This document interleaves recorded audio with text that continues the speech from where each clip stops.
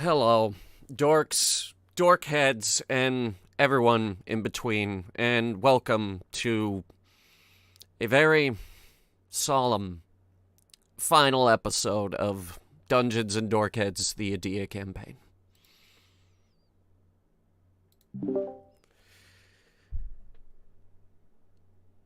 So yeah, this is, what remains.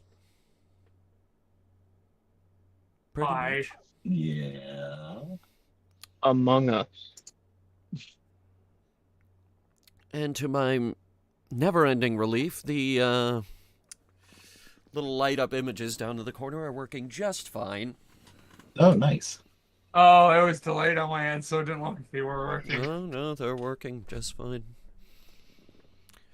Gucci gang. So I do want it on record. We were supposed to have like 70 more sessions of this. Okay, maybe not 70, but That's like, ridiculous. We I were can't supposed imagine to doing keep going.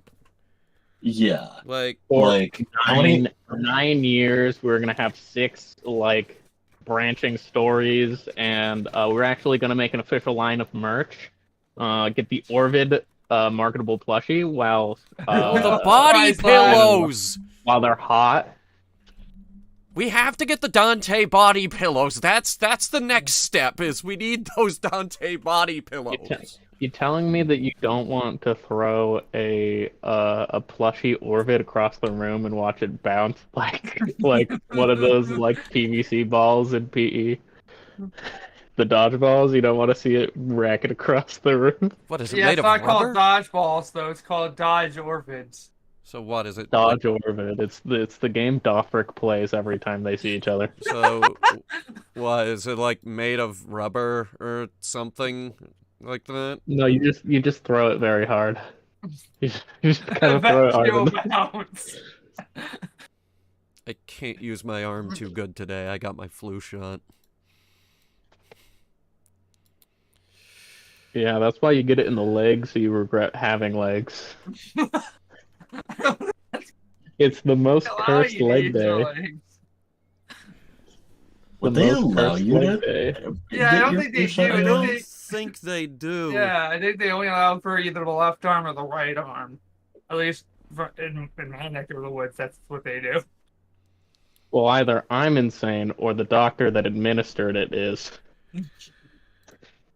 You know, we had some art assets prepared for Orvid's inevitable return. Did we? Yeah, I'm pulling them up right now. It was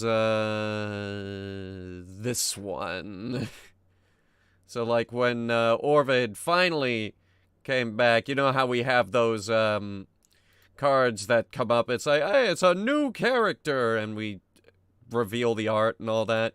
This was going to be Orvid's returning card.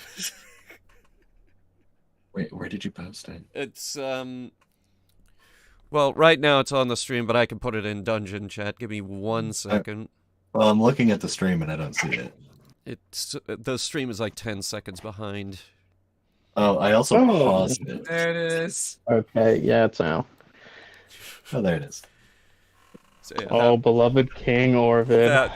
that was gonna be his return with the frickin' golden party hat from RuneScape. It should have been the Burger King crown. I thought about the Burger King I was kidding. Burger King crown. Order. Thought But to about return it. to his roots of the original token, RuneScape dwarf. And since we're waiting for Shane, I want to show off a few art assets that I worked on, but we're not gonna get to use now. So the first one, pretty big one, was the map of Elvania. I spent like 2 days on that map, and then another day on the interactive version, so Steve would have reference bits to go off of when we went to Elvania, which was next. Yep. Elvania was next. Yeah. I put my heart and soul into this map, and it came out really, really good. We got all the way to the goalpost, and then we face planted.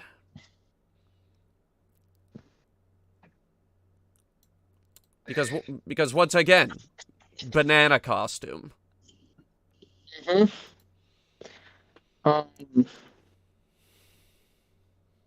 I guess I would like to just go ahead and say that I have a bit of a longer prepared thing about the the ongoings and fate of Granite Keep. So You I had was like a thinking I could whole. go last. You had like a whole Yeah, shadow it was- campaign going on, didn't you? It was a short little one. It wasn't extensive. It was like a couple texts at work, but they were texts that influenced the fate of Granite Keep. the land. Oh, good. These aren't loading again. All right. So, is there a format that we wanted to go about this instead of us just like talking in random directions? Well, right now we're waiting for Shane, so. I'm He's on his basically way. requesting to go last is all because I feel my stuff would be best left to last. Unless we just wanted to have a circle conversation. Right now it's a circle conversation because we're just waiting for Shane. Circles. We didn't get to use the Riverside map really either. The one that got destroyed? Yes, like, here's how that went down. It was, he said, hey, can you make a map of, Steadfast but destroyed? And I was like, yeah, sure. Oh, by the way, here's the Riverside map for you. And then, unbeknownst to me, he turns the, Steadfast map sideways, and he's like, by the way, welcome to Riverside. Yeah, I thought that was really clever. And as I recall, you felt really bad about that. I mean, I kind of felt bad about the, About me putting together a whole map and... yeah, and then me throwing it to the side. Yes. Yeah. Yes, so Riverside definitely coming back for the next campaign. Well, depends on how we're at it. Oh, hi, Coco. Hello. We were also waiting for Coco. This has all been a stall tactic. Mhm. I do feel like one thing I probably would have changed in my personal character story because of unfortunately real world events right now is maybe not have Nicholas have a complete vendetta against the entire Illithid. I mean- need to move Coco's image all the way to the side because it's covering up Orvid. There we go. I am. So, when I go through the campaign, Oh no, they're which- multiplying. what? Sorry. The Cocos were multiplying on screen. Oh yeah, Yeah, I cheated a little bit since Zach and Demare weren't gonna be here. I replaced Demare with Orvid's image and Zach with her. I Okay. totally don't remember your name. Regina. Regina, thank you. Okay, I'm sorry. To kind of like get on topic, I will say, starting with the characters who more or less left the campaign, I just want to like go through what happened to them. So hang on, let me pull up my Now, define notes. left the campaign. So, Vriska's first character, She's on the boat right now, actually. I mean, yes, but I don't remember their name. Aria? Oh yeah, think it it was is Arya. I think Anyway, it was Arya. I'm sure if I double click, it'll bring There it. she Yeah, is. Arya. And then Uh, there's Steam's character, which I don't remember the name of either. That is... E? I think it starts with an E. Is it Elizabeth? Elizabeth? Yeah, it's Elizabeth, yes! Yeah. Anyway, I have access to everyone's character sheet. So, Mhm. anyway, Arya, Yes, okay, it's working. I mean, do we want me to like start from the beginning and kind of move forward while we're waiting for Shane? Because Shane doesn't come in for a while. Sure. Okay. So, I'm just gonna start. I'm going off mostly memory here and a little bit of some notes. So when the campaign started, first of all, the opening scene, that meta scene, that I'm just like, before the campaign starts, I grab. Hey Shane. Get the double. Let me make sure your So- image isn't covering anybody. Yeah, you're good. when the campaign started and I grabbed everyone and all of their characters were sitting in a white space and I'm like, hey, introduce yourself. I told the players before the camera started rolling, this is going to be a meta scene so that everyone can kind of get to know who your character is. Please, give a little exposition on yourself. If Fucking no one did it. Yeah, if I may, I'm gonna take a page out of your book and do kind of the same thing again for, like, Session 0 and the opening of Campaign 2, but I'm making a tavern, and you're gonna be talking to the bartender. Yeah, it's good in concept, what I was proposing, and I legitimately cut and dry told everyone this is what the opening scene is. This is why I'm doing the opening scene, and then every single person failed. You have all failed your charisma check. Try again. I'm just like, I said this is outside of the campaign. You're in the white space. Your character will not remember what is going on. This is exclusively for the viewers. And then I think I started with Vriska, and I'm just like, hey, you're interesting. Tell me about yourself. And then they didn't want to share, and I'm like, all right, okay. And then, went to I Nicholas don't and see why. It's the most fun part of is getting to describe your character. Like, I guess I what's just. up with you guys? I guess I forgot. Performance check failed. I'll be real, I didn't Exactly. know what was going on. I told you what was going to happen. Yeah, Dawn you'd have distance. to write it down, because I didn't remember. You I should've think I wrote it on your quite head. like my Fuck entrance Dorkhead. of just falling through the floor. It's a good entrance. Yeah, I'll get to that. Wait, did I just tell you guys hold the on. really funny one? What? The funny situation of how Octi's character and another character in a campaign we had, how they were introduced was one of the funniest ways to introduce characters. We can get to that later. We're course. gonna campaign wrap up right now. Oh. So anyway, campaign starts with the white scene. It just it immediately doesn't go super well. So I'm like, okay, let's just go to the airship. And I had a bunch of stuff to do on the airship, and honestly, once the food bar started happening and everyone started grabbing some snackage and interacting, things started to go well. And that was supposed to be, opening scene. Everyone's getting to know each other. We're going to the Adventurers Guild, and I wanted to kind of subvert the expectations of the players by crashing the airship into the Adventurers Guild, because that did not sound like a super interesting campaign. I took a page out of the George Lucas book of Start with a Bang. You open with something happening. So, the opening scroll is everyone kind of introducing each other here, the things that are going to go on, and airship is crashing into the Adventurers Guild, which the reason, there are multiple reasons why I did that.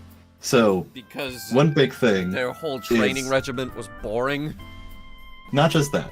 So, you were going to have a world where there's going to be adventurers everywhere, and there's not going to be, there's going to be competition for a bunch of stuff, and I'm like, you know what? Let's not have there be adventurers everywhere. Let's not have, like, you can pick and choose who's going to survive here by interacting with them more, but you didn't interact with basically anyone, and I'm just like, whatever, these aren't going to be memorable characters. So, the airship crashing into the Adventurers Guild wipes a majority of the adventurers off of the realm, which story-wise, as in episode like 70 something, the party is told, like, hey, you are the chosen ones.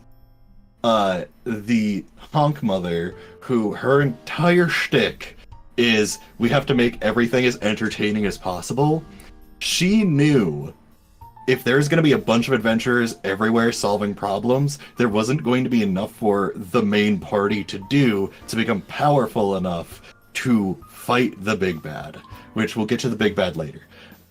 So, the reason that Yevis showed up in the first episode was because the airship needed to crash into the Adventurers Guild and kill everyone. All of it was the Honk Mother's fault.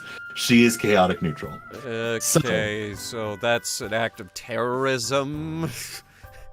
You already knew that. I'm gonna have to decanonize that now because we can't have that on this channel.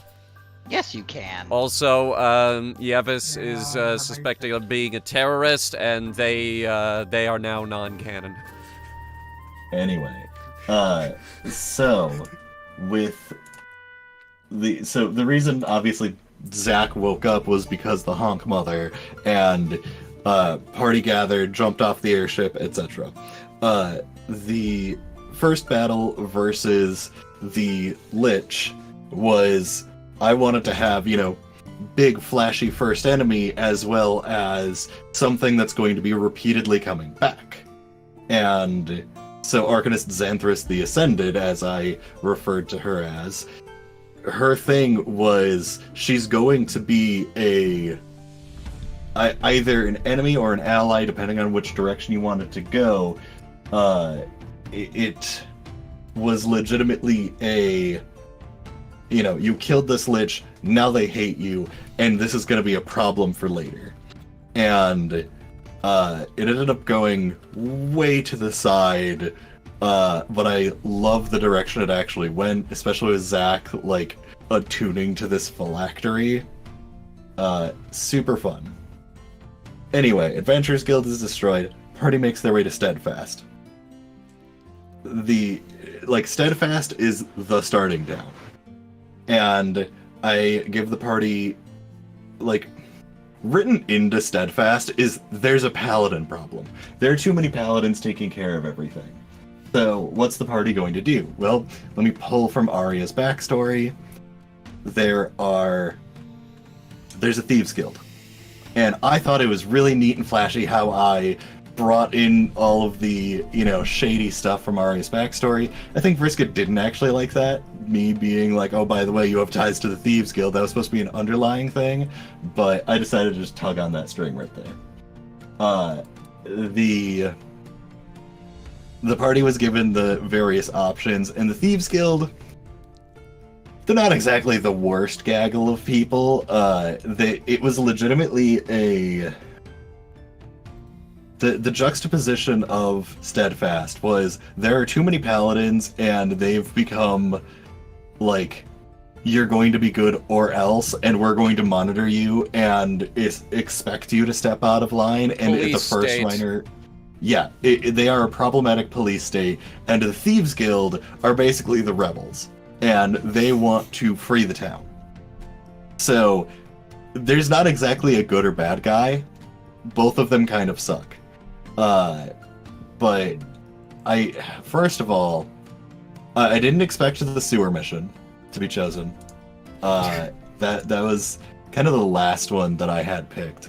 The one that I expected everyone to do was the Chocolate hang on, heist, let me- if I recall. Yes, I want to quick find it, but it is. This is all off the top of our heads, by the way, folks. I mean, I have some stuff written down. I have Also, nothing written down. This is how campaign 2 is gonna go. Yeah, basically. So, by the way, the opening quest was called A Tragic Shipment of Adventure for the section of flying the airship in. I have everyone's name and a little bit of what they were about. Like, there was an additional cleric of Mystra there. The Minotaur was actually a cleric of Palor. There was a well-known Fire Genasi knight named Theris, and all those neat little things. But anyway, back to what I was actually talking about. Eclipsed by Prophets was the arc of dealing with Eclipse, the drow who is actually a devil in disguise. The Great Chocolate Heist was fully planned out. The Vendrazi trade group from Kikonia is transporting a special shipment of enchanted chocolates from the Druidic Circle of Life, and it was supposed to be there are various ways to go about this, and you're gonna break in here, and it was good old Cobes, the little kobold in the Is he alive, by the way? Cobes? Oh yeah. God, that's been driving me crazy. So you went with the where is it? Mission. Ratty Reports. That's Rats, the one it's called. Rats, we are the rats. Yes. So in Ready Reports, Ready Reports is the one that the rats are the underground people fighting against the Thieves Guild, because the Thieves Guild is doing some sketchy stuff that the Rat King, who is a sorcerer, doesn't agree with. They're taking corpses and selling them to necromancers, which is actually from the Undercity of Wizard City, which you visited later. So, they're fighting against this. Party decides that they want to assist, which, part of me kind of anticipated it. Part of me also anticipated just immediately murking this guy and continuing on their merry way. But, party thought something was up. This is the point that Arya disappeared. And, literally what happened was Arya started levitating, screamed, and then just, teleported away. So Arya had actually teleported 20 feet up and just appeared in someone's house and just decided to not rejoin the party and was chilling in the town ever since. Arya was just around. She got out, right?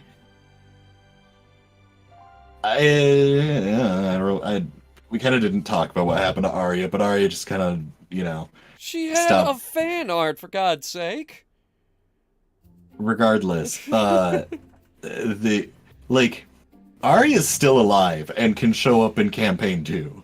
That's what I will say. Nope. I mean, I think the problem is it's one of the people that we don't really. Yeah. Anyway, the banana costume. Yeah, banana. Yeah. costume. Anyway, so Arya literally teleports upwards and is gone for the rest of the campaign. The party ends up getting into some situations. You weren't supposed to go back to the tavern that the Thieves Guild. Can we gloss over this part? Yeah. Anyway, so after shenanigans ensue, party's captured. Zach, they had the opportunity to chat with the Thieves Guild, made a deal with the devil, and unleashed a Hell Rift, which the first thing that came through the Hell Rift was a demon from the abyss. I accidentally chose the wrong creature, and instead of having a pit fiend, a Baylor came through, which kind of tracks. But Essentially what ended up happening, because Arcanist Xanthus the Ascended ended up taking over Zack's brain after they promptly failed to save, and the shenanigans, party escapes the town. The town itself, like, a majority of the thieves in the Thieves Guild had made pacts with devils, and some of those devils just decided to, like, claim a couple of souls, but there was a large population of warlocks in the town, and when the Hell Rift opened, the devils didn't go on a rampage and kill everyone. The devils sought after the paladins and started killing them. A majority of the population of Steadfast is A-okay. There is a Hell Rift that opened up, and a lot of problems started sprouting out of it, but it essentially became a battlegrounds between devils and paladins, and the civilian populace. You know, sure, there were some casualties here and there, but there's a lot of warlocks in there, and warlocks, clerics, thieves, etc. So, I have a question for context.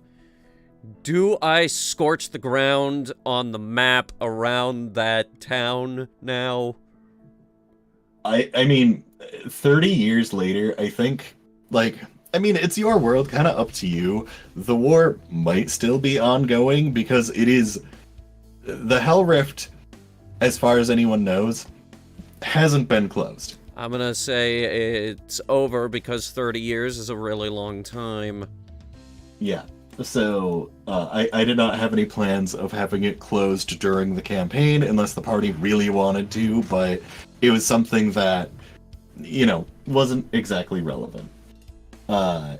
So, you know, Hell Rift and Steadfast, that's super fun. That was one of those things of, like, let's just see where I can get wacky with it.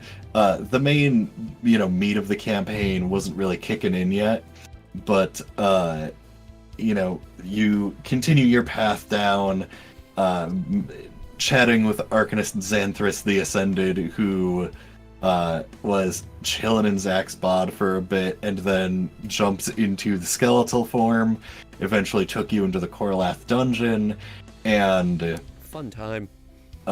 She ended up getting her body back, as I was planning on asking Ryoku for some art about that, but... We did see her later, yes. Yeah, but, so, the entirety situation around Korlith. You kind of got, you know, bits and pieces of it, but the cut and dry is Korlith was a hub in the middle of the continent that the humans were actually the ones to outreach and be like, hey, let's have a place where all the races can come together and cooperate. And the Prince of the Dwarves at the time decided that they were going to go and, like, taking the artifact shield, go to this location and work together, because it's right next to Granite Keep, going to be a great trade center. It's going to be amazing for everyone involved. The elves, the gnomes, and there's one other major race that were kind of, well, actually, I guess also kind of the dwarves. They didn't like this, as the humans have been warmongers for basically ever. And they're just like, this is a land grab opportunity. They're going to try and take this from us. We can't trust this. What about so the orcs? entire time, the orcs were not civilized at this point. Okay. Yeah. So all of these nations start coming together and trying to settle this area, but at the same time, so many seeds of chaos were sown. After a while, a majority of the human knights who were in the Korlith area had Dominate Person cast on them, and they were all slowly being very irritable and doing some, you know, kind of shitty things, until outright they just started slaughtering people one day.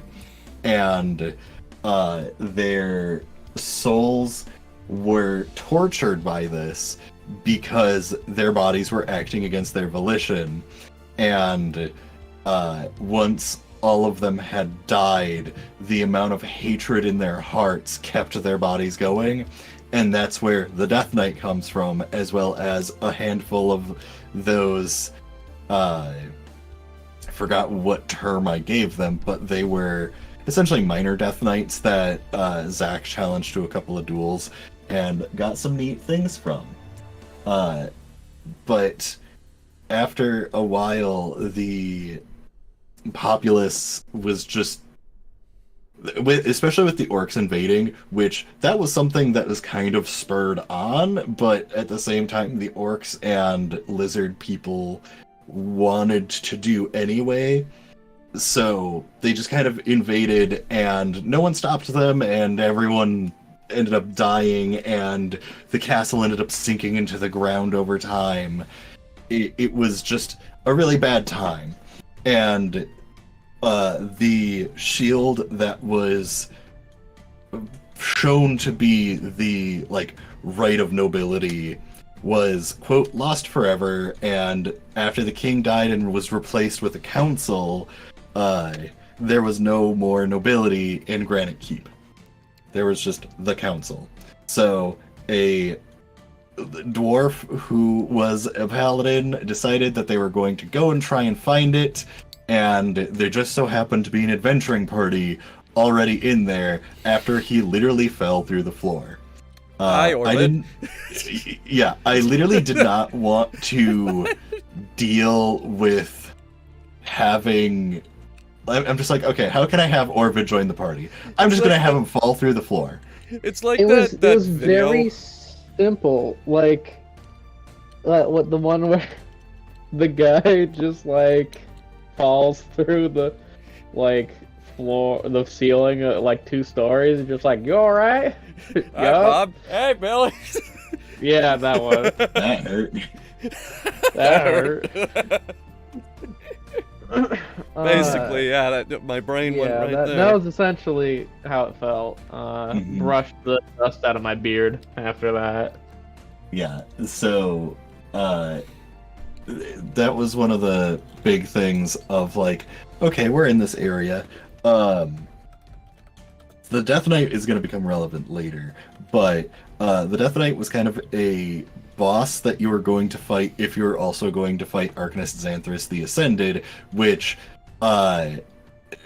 assumably by the end of the campaign, from what it seemed like, it would kind of depend on how the party would go about it.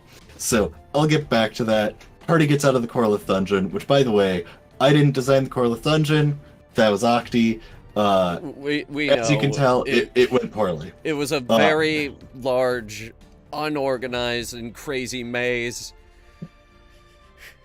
Which I would like to remind everyone again, because it's funny, that we literally walled off an entire segment of that and then basically made a tunnel to the exit because it was taking too long. Yep, literally everyone agreed this is going on for too long, and so I'm like, all right, here's the exit. fuck actually going there. Fuck this. And the campaign then went to the Orklands arc.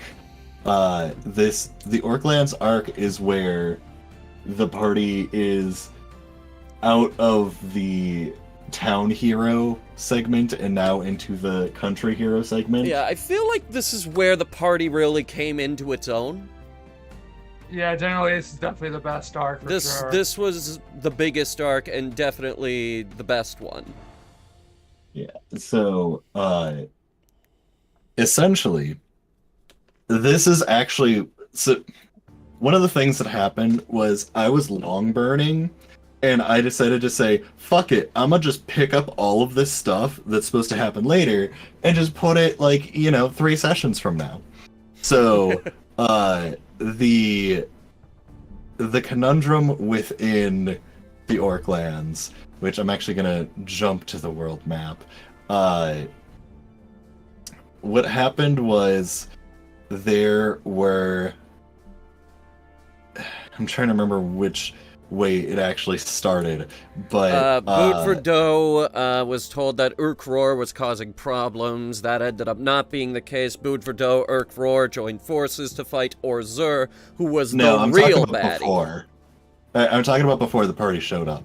So, Where Dante entered, I think it was Cassel, and became the Urkror. leader of it. Uh, So, yes, what happened was, off screen, the leader of Urkror. Steve, What? do we still Yeah. have the regional map? Somewhere. Let me. Is it old maps? Last month out, scared, blah, blah, blah, blah, blah. Ukavron. Orzur. Not that one. I've got it. Bird Video? No, not that one. Is there other maps? Thor. This is literally what the session is. I don't know why those three are circled, but this was a Oh, really here it nice is. map. War map. The war map, yes. It was a toggle really nice navigation. map. I can't remember. Did you make it or did I make it? I made it and you filled in the blanks.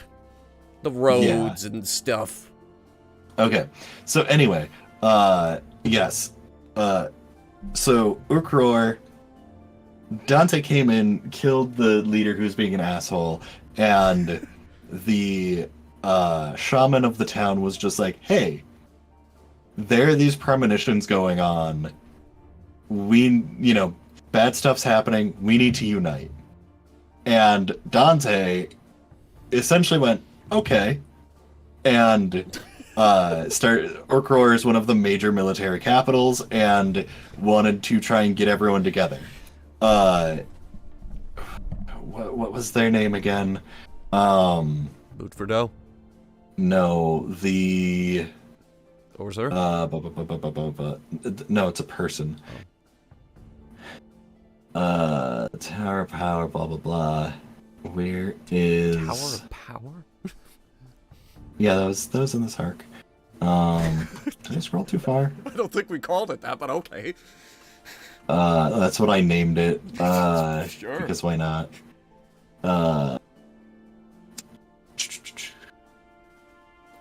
Orzur. Nope, not that one. Paladin Town. Oh no, that one. Gosh darn, where'd they go? It's like Thrasiris or something. Come on. Orzurus?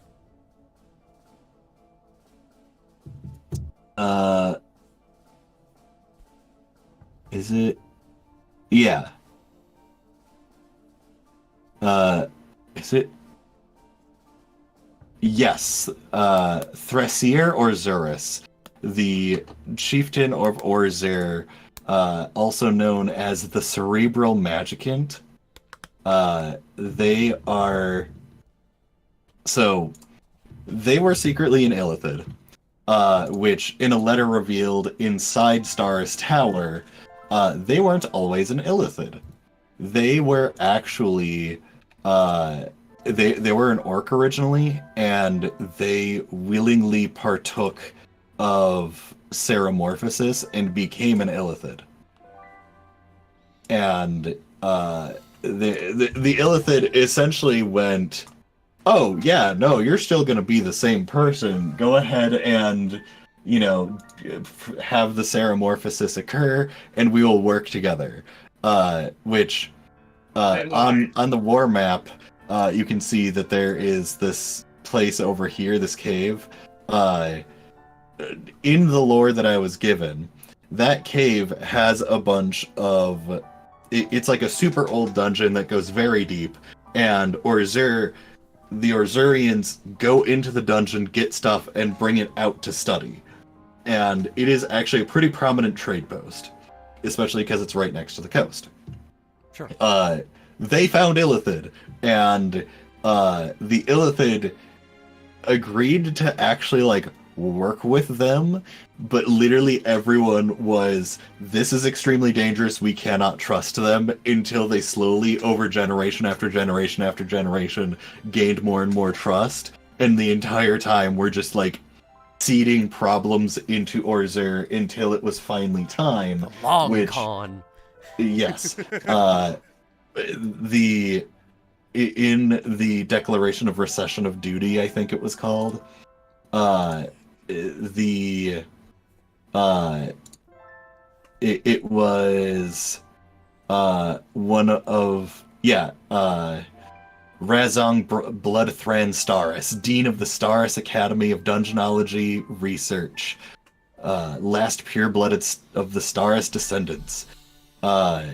They were essentially the leader of the Staris Academy and, you know, all of the Staris family. They were the ones who were just like, we cannot allow the Illithid to gain any ground. And during his deanship of the Staris Academy, that's when Thrasir ended up undergoing Ceramorphosis, and he's just like, oh, I've by far messed this up, and, you know, things are not good.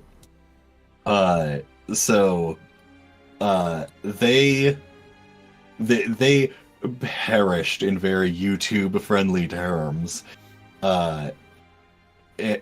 before anything actually happened. Orzer, when the party stepped foot into Ukavrong, Orzer was already screwed. Essentially, Dante was able to come in and start building this army and go to these other places and be like, hey, we need to work together. Which, if I recall, Dante went to Medcon first. Medcon chieftain decided they don't want to step down, even though Dante was just like, please don't. I don't want to fight you. We need to work together. And, you know, they fought to the death, and Dante was ruling over Medcon, and Thrasiris was literally went to the party in Boudverdo and was like, hey, yeah, you just took another town, so, you know, you gotta really step it up. They're gonna invade pretty hard. And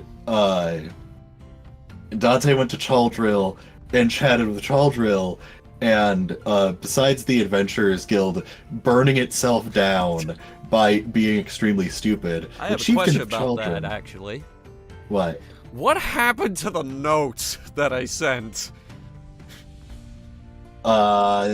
Which note? I sent a note to the Adventure Guild in Chaldrill asking for help and never heard back. I think the Adventurers Guild was already burnt down at that point. Darn. Yeah. But the chieftain in Chaldrill, who was pissed off about the Adventurers Guild being burned down, spoke with Dante and essentially went, oh, you're not actually trying to invade and are actually wanting to talk amicably. Which, like, Dante did not attack. The adventurers went enemies and just opened fire. And so it legitimately was just, like, completely avoidable. And the Chaldrill chieftain, who was a dwarf,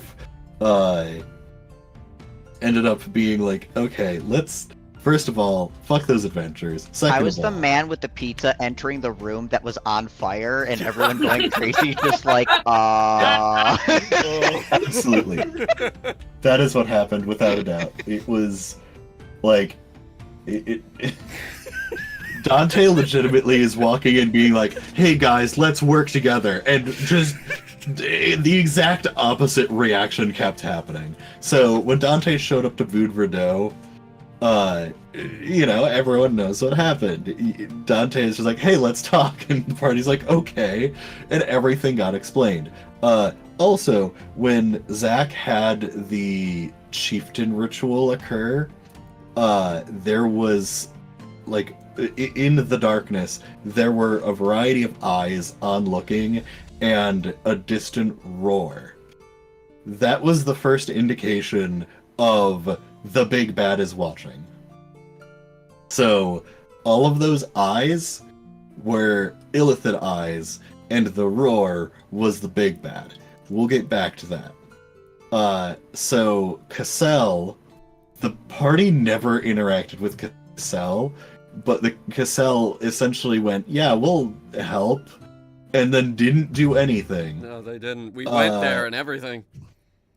Yeah, what you didn't know is Cassell, the leader, was already mind-controlled by the Illithid. Oh.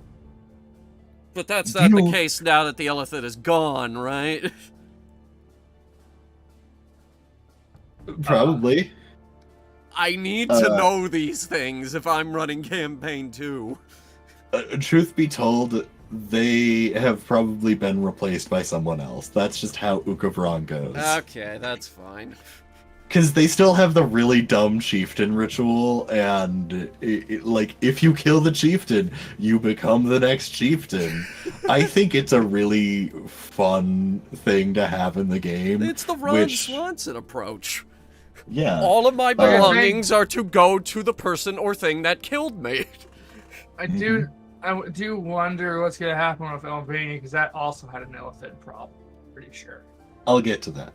Okay. So, you ended up going to the top of the Stars Tower, and there was the I don't remember what the fuck I called it again, but it was basically the Celestial Emissary. Thrasir had underwent an additional transformation to become something even greater, and hint, there were fucking dragons fighting with them. And then suddenly, there was dragon madness occurring. Coincidence? Probably not. All dragon madness. Yeah, I'll get into that a little bit later as well. Yeah, so, I don't know what the party was thinking when 2 dragons showed up, besides, this is gonna be rough, but beside the point. I was thinking, oh boy, now I get to RP Sandra's dragon fears. Yeah, so, in all of the loot that was found in the Stars Tower, which I think you got the I know that you got the ever pouring cask, which I absolutely love. But there was like a collection of potions in the potion room. Where is it? Oh, the south room had a bunch of stuff that you never touched. You did not touch the south room at all, which had an obsidian steed, which is a very rare magic items. Gloves of health storing, where you can store healing spells in it. The lantern of ghost flame, which you can see invisibility when the lantern is lit. There is so many things, including a wallet of holding. Oh man, and my favorite thing, the Book of Summon Potion of Summon Book of Summon Potion of Summon Book. So, Oh boy. real quick explain that. It is a book that when you open it and read it, inside comes out a potion. The book summons the potion, and the potion, when consumed, summons a book.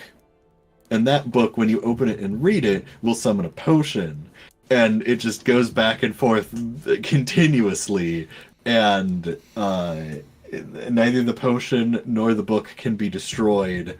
It just goes indefinitely. There's also a gun of Tasha's Hideous Laughter. It was literally a gun. When you pull the trigger, one of the flags come out that says bang, and it causes you to laugh uncontrollably. Perfect But item yeah. for Zach. That was just gone past. Oh yeah, there's the rest of everything. But anyway, oh man, look at all these things that were left behind. Oh But yeah, and it then there was our trip to the Feywild. Trip to the Feywild? Sandra went to the Oh yeah, Feywild that for, was like, just a me. second. Yeah. Yeah, that thing that happened. I guess we can quick touch on that. Especially if there are any questions for that. But so I don't know if everyone else saw the episode on it. I don't know. But essentially the Grand Weaver showed up and kind of threw you through space and time, and you ended up going back to your village, and the dragon, I can't remember which name I gave him, the Lord of Cinder, which, you know, good old subconscious, like, the Lord of Cinder is the Elden Ring title, but beside the point, yeah, the Singar, the Lord of Cinders. Sandra's character quest was named Matronly Mystery. Uh,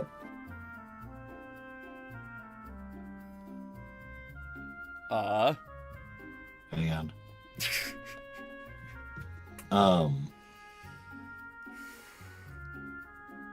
So,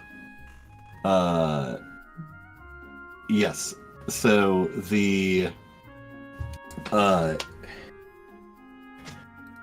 not sure if I want to go through the full quest I had prepped for you now, but yeah, we'll get to that. Okay. We'll so circle. yeah, We'll circle back around when we get to Shurthor. Essentially, what happened was sister and mother were taken by the Lord of Cinders, and Lord of Cinders is like, hey, if you want them back, you'll have to kill me. Or you can, you know, be my servant. That's not fucking happening. So you say, Lord of Cinders did not need to be your enemy. That's just a thing. Plain and simple. Well, I'm not gonna usher in the Age of Dragons either. Be a bitch. I mean, better than the world dying. Anyway. Come on, it could be fun. No, it can't be fun. So,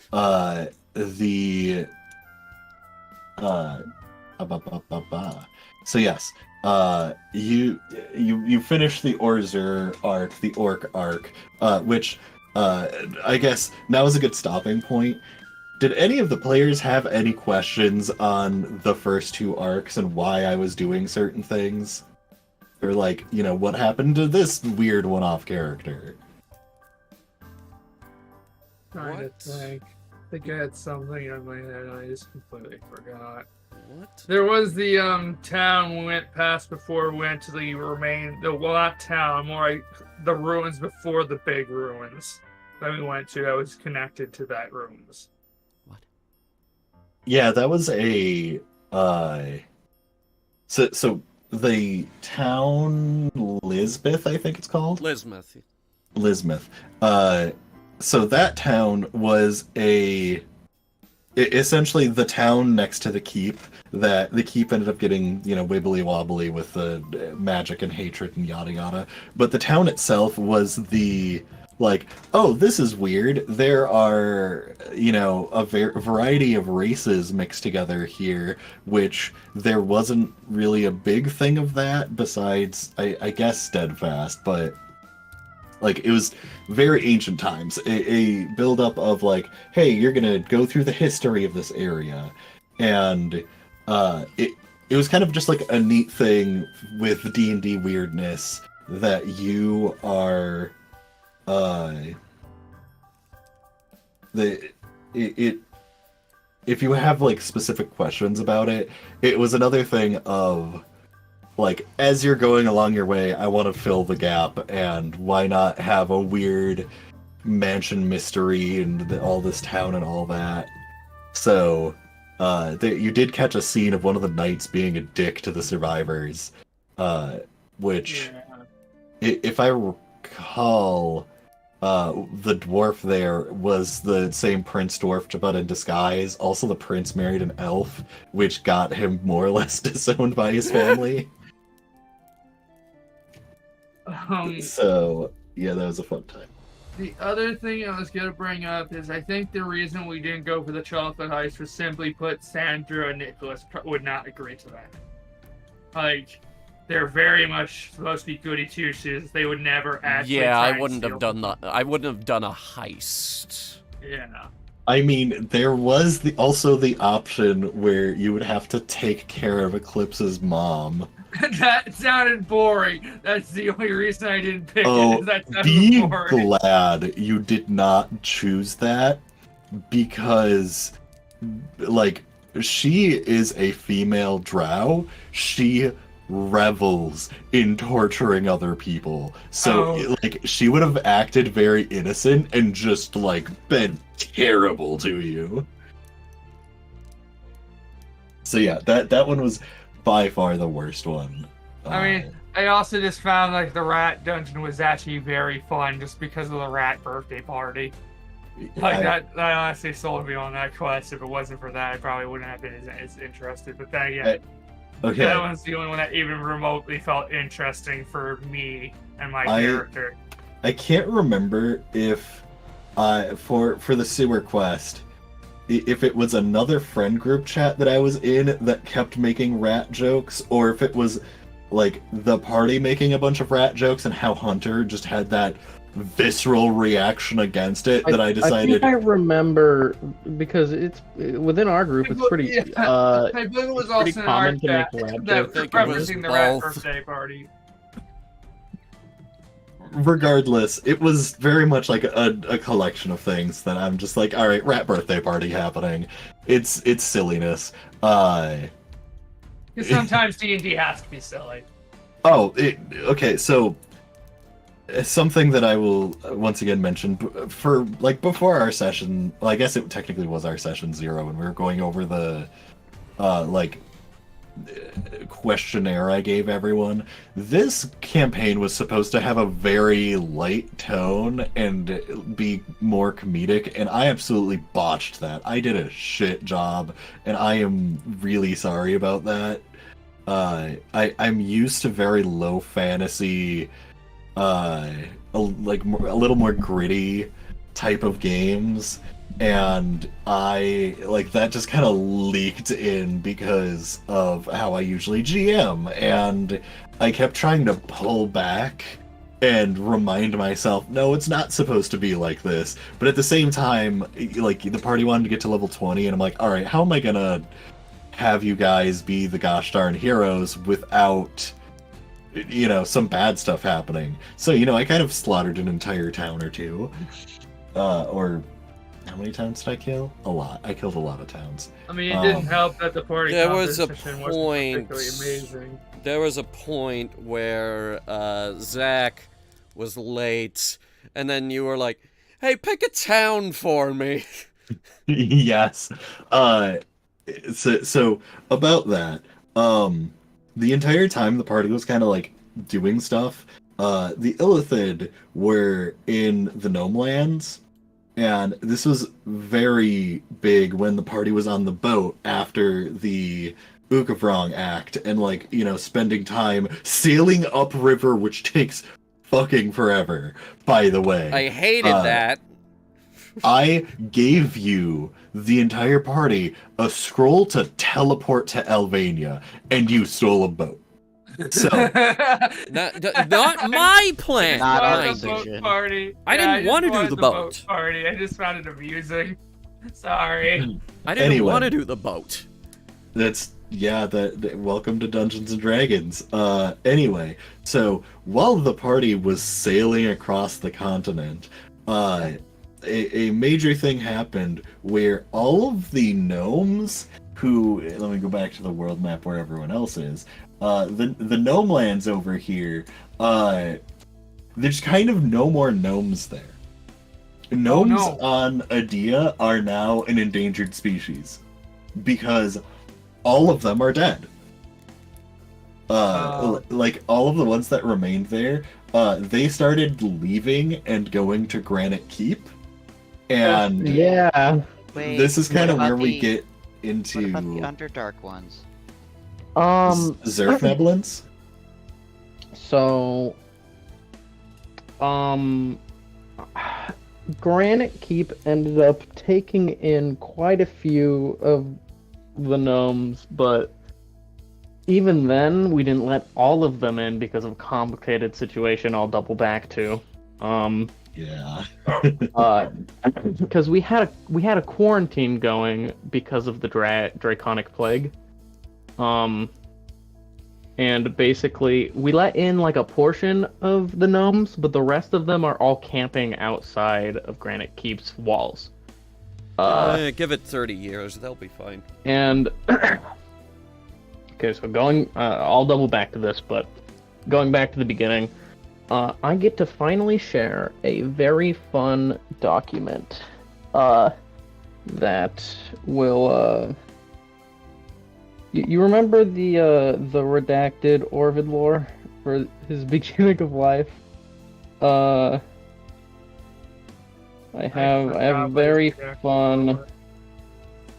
fun document. The black bars represent everything that the players didn't come across, and part of that is just because of time constraints. But essentially, the meat and potatoes of it is Orvid grew up as an orphan and fell into crime, and by his 50s, he and Dothric were running a pretty influential gang that had a pretty good hold on Granite Keep. Eventually, a job goes bad, and they get caught by a group of paladins from Paladin City. But Orvid deliberately lets himself get caught to let his gang get away.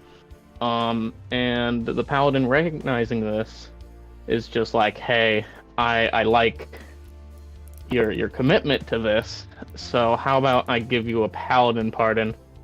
And the thing is, Orvid has an expansive set of aliases from his criminal career, and I actually do have a document listing all of them. So is Orvid his real name? Orvid is his real name. Orvid Ironstar is his real, whatever. He had a freaking name tag attached to the little, swath he was dropped outside the orphanage in, And this is why he knows thieves can't. Yeah, Wait, do I have it? No. Different Google Docs. Essentially, I counted it up. It's like freaking 34 different crime aliases. The biggest being Crimes John. Yeah, the biggest being Crimes John. So, while he was very proficient in smuggling, he did more than just that. But he was most known for his smuggling, and he gained a bounty in platinum. And his name holds a lot of respect in the criminal community. But essentially, he had a massive bounty back in the day. So it may still or may not hold up to I forget the character's name. Vriska. It may or may not hold up to Demir's bounty, but if we made it to Edgeville, you would have seen a poster that is like like One Piece, how the bounties are like high scores with the pirates. You would have seen a big like mega poster that is like Hall of Fame Crimes John, and you would see a young, less kempt Orvid. But essentially, Orvid ended up taking a paladin oath to receive his pardon. And he essentially, trained for the next 50 years, and he took Dothric, his best friend, off the streets and enlisted him as like a retainer. So he has that connection from his past, and then he has his other retainer is a Gally, the wizard, and she is not privy to most of Orvid's past. She knows that Orvid is a reformed criminal. But yeah, that's the reason Orvid has thief can't. It's the reason he has thieves tool proficiencies. But essentially, he ended up basically taking on this oath to try to find the last living heir to Granite Keep to try to bring it back to the glory days. This is very idealistic, and he does not hit this mark. But basically, what Orvid does, he was ecstatic to find not only, well, he didn't find the last layer, but he did not know that he was going to have to take up the mantle, according to the will that he found. And basically, that is one of the major motivations for him pressuring Zack into becoming the tribe chieftain. Because as Orvid wanted political allies, basically. Makes sense, actually. To legitimize my my path into royalty. So we get to the the tribe arc basically with the war. And I essentially get Dothric to track down the local thieves, and I go ahead and basically I brought Nicholas along because I wanted to take him under my wing. I noticed that, yeah. Turn a goody two-shoes into a common street thug. Oh boy. So, Essentially what my mindset was is that Nicholas is willing to save lives even if he has to break the law. Like, that is what my mindset was. As the other holy person, I was just like, let's go get your boots wet, So basically, we go out there, and of course, in character, the poker game is going over their head, and just like, this is a weird conversation, but this seems to be going places, and they're putting bets on the table. Basically, yeah, we bartered the services from the thieves guilds in the area, and something interesting is you guys never unenacted legal banditry. Huh.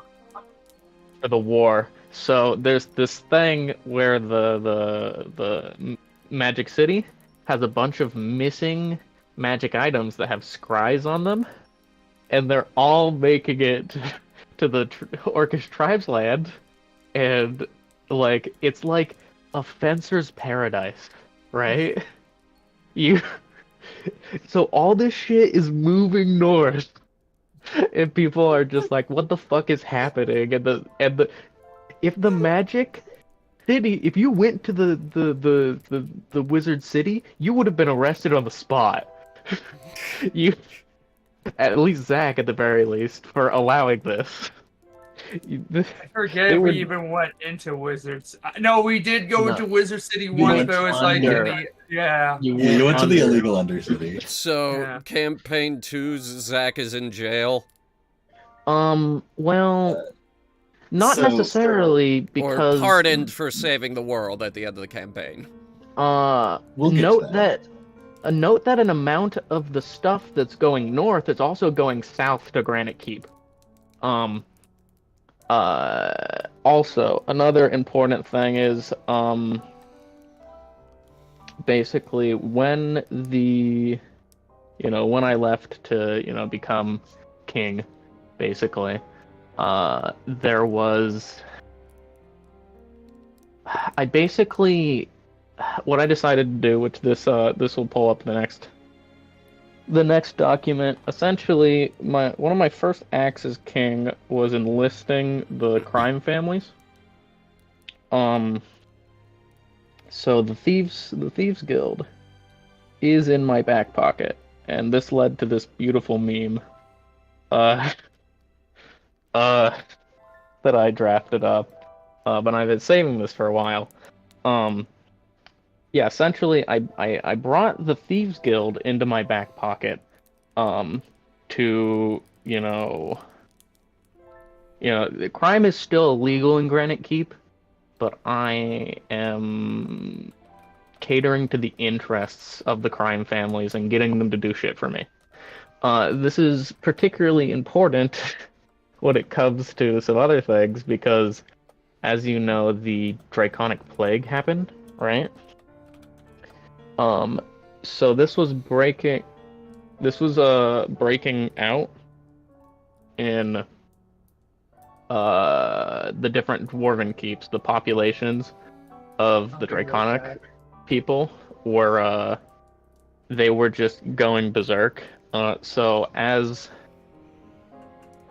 before I could get any official notice, I call in a quarantine, not in the best manner, but I quickly start arresting anyone who is showing symptoms of the sickness, and then I make a public appeal because I thought it would be bad to be like, hey, people that are irritable and irrational, I'm gonna collect all of you up and put you in cells.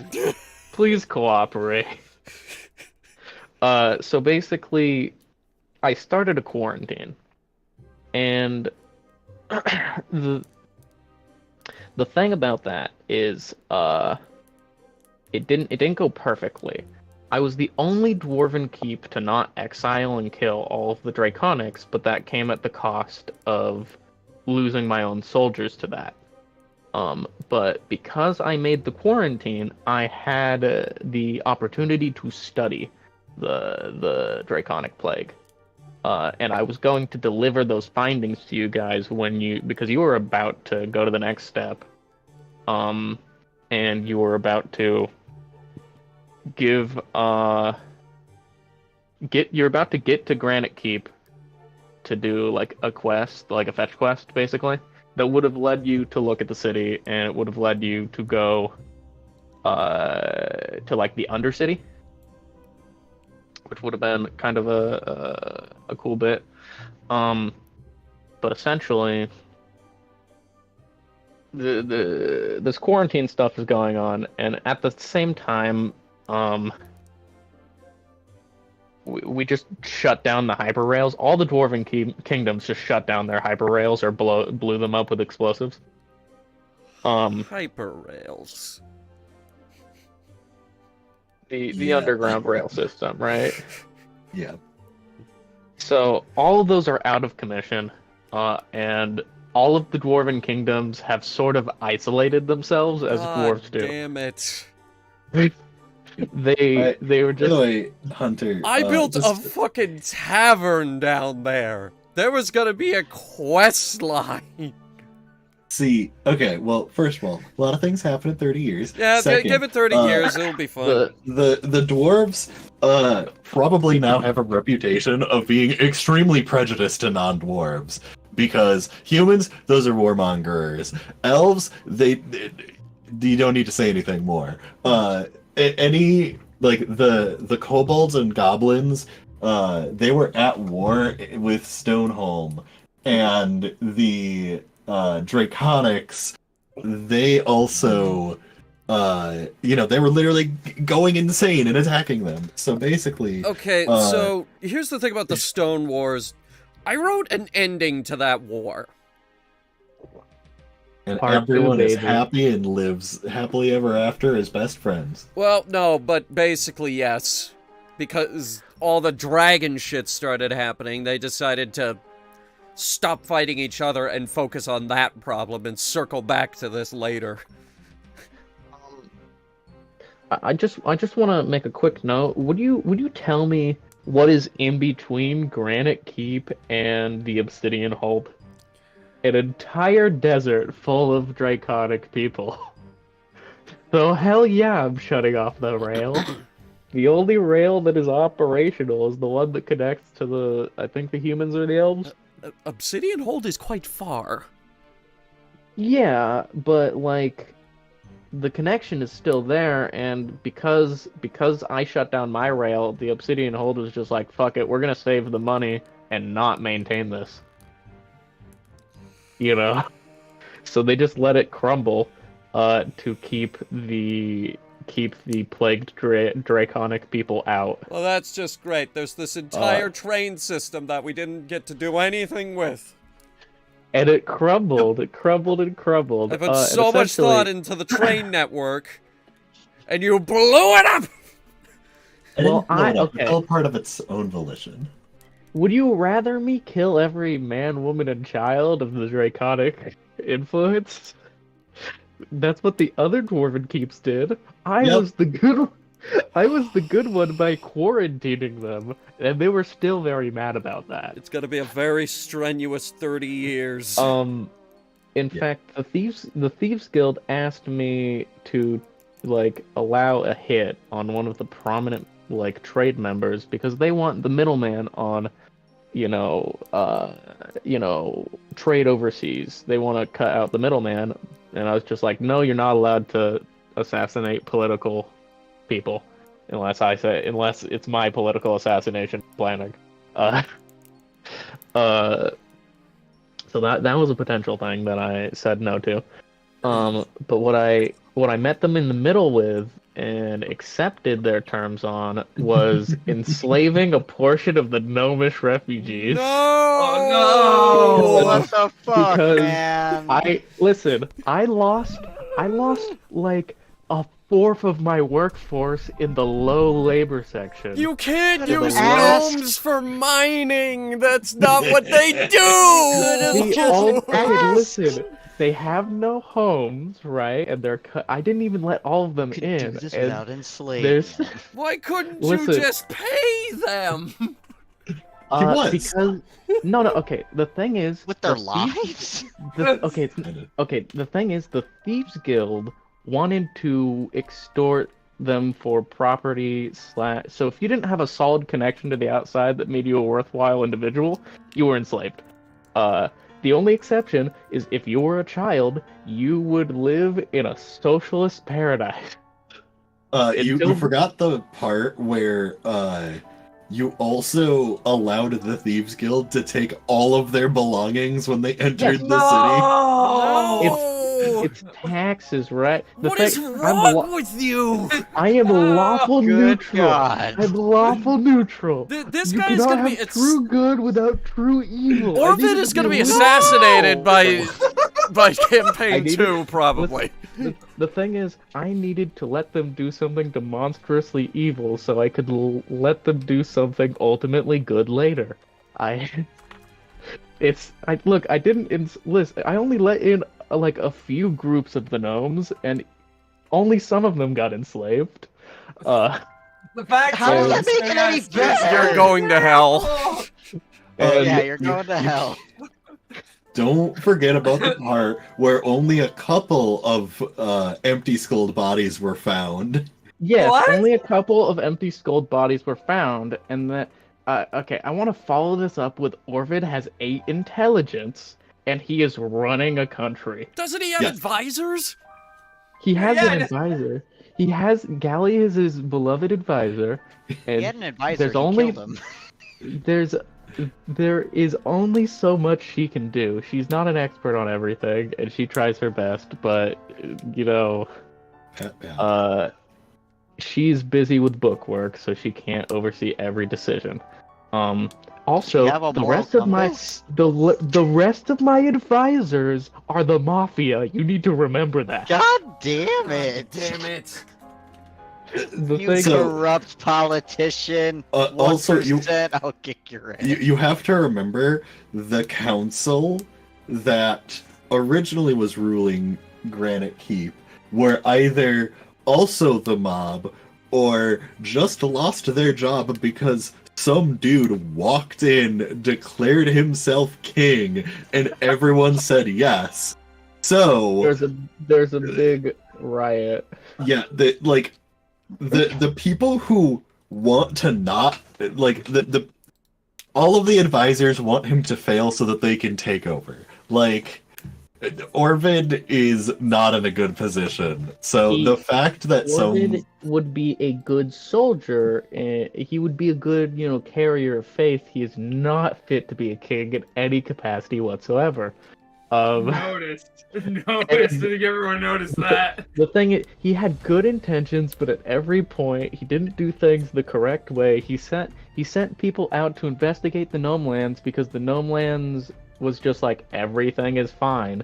And then it's just like, then why do you have refugees at my gate? So then I sent out spy masters to try to like find shit out, and then they're just like, we have a lead, and then they're just, well, we found nothing. So I'm just like, all right, I'm organizing your execution. Orvid so invented keep the NSA looking. cannon. But basically,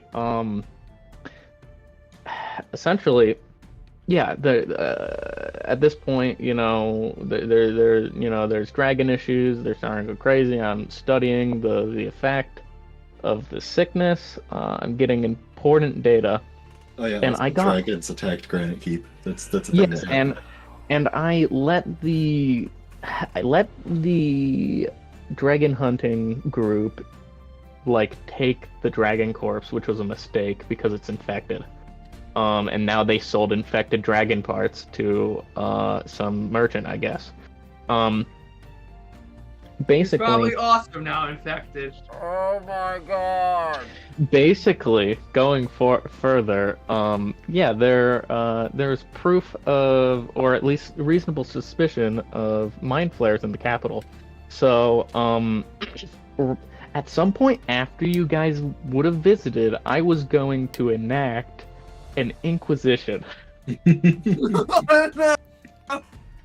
And I would have told you guys, hey, get out of the city. I'm enacting an inquisition, and not even I have the power to keep the inquisitors off of you.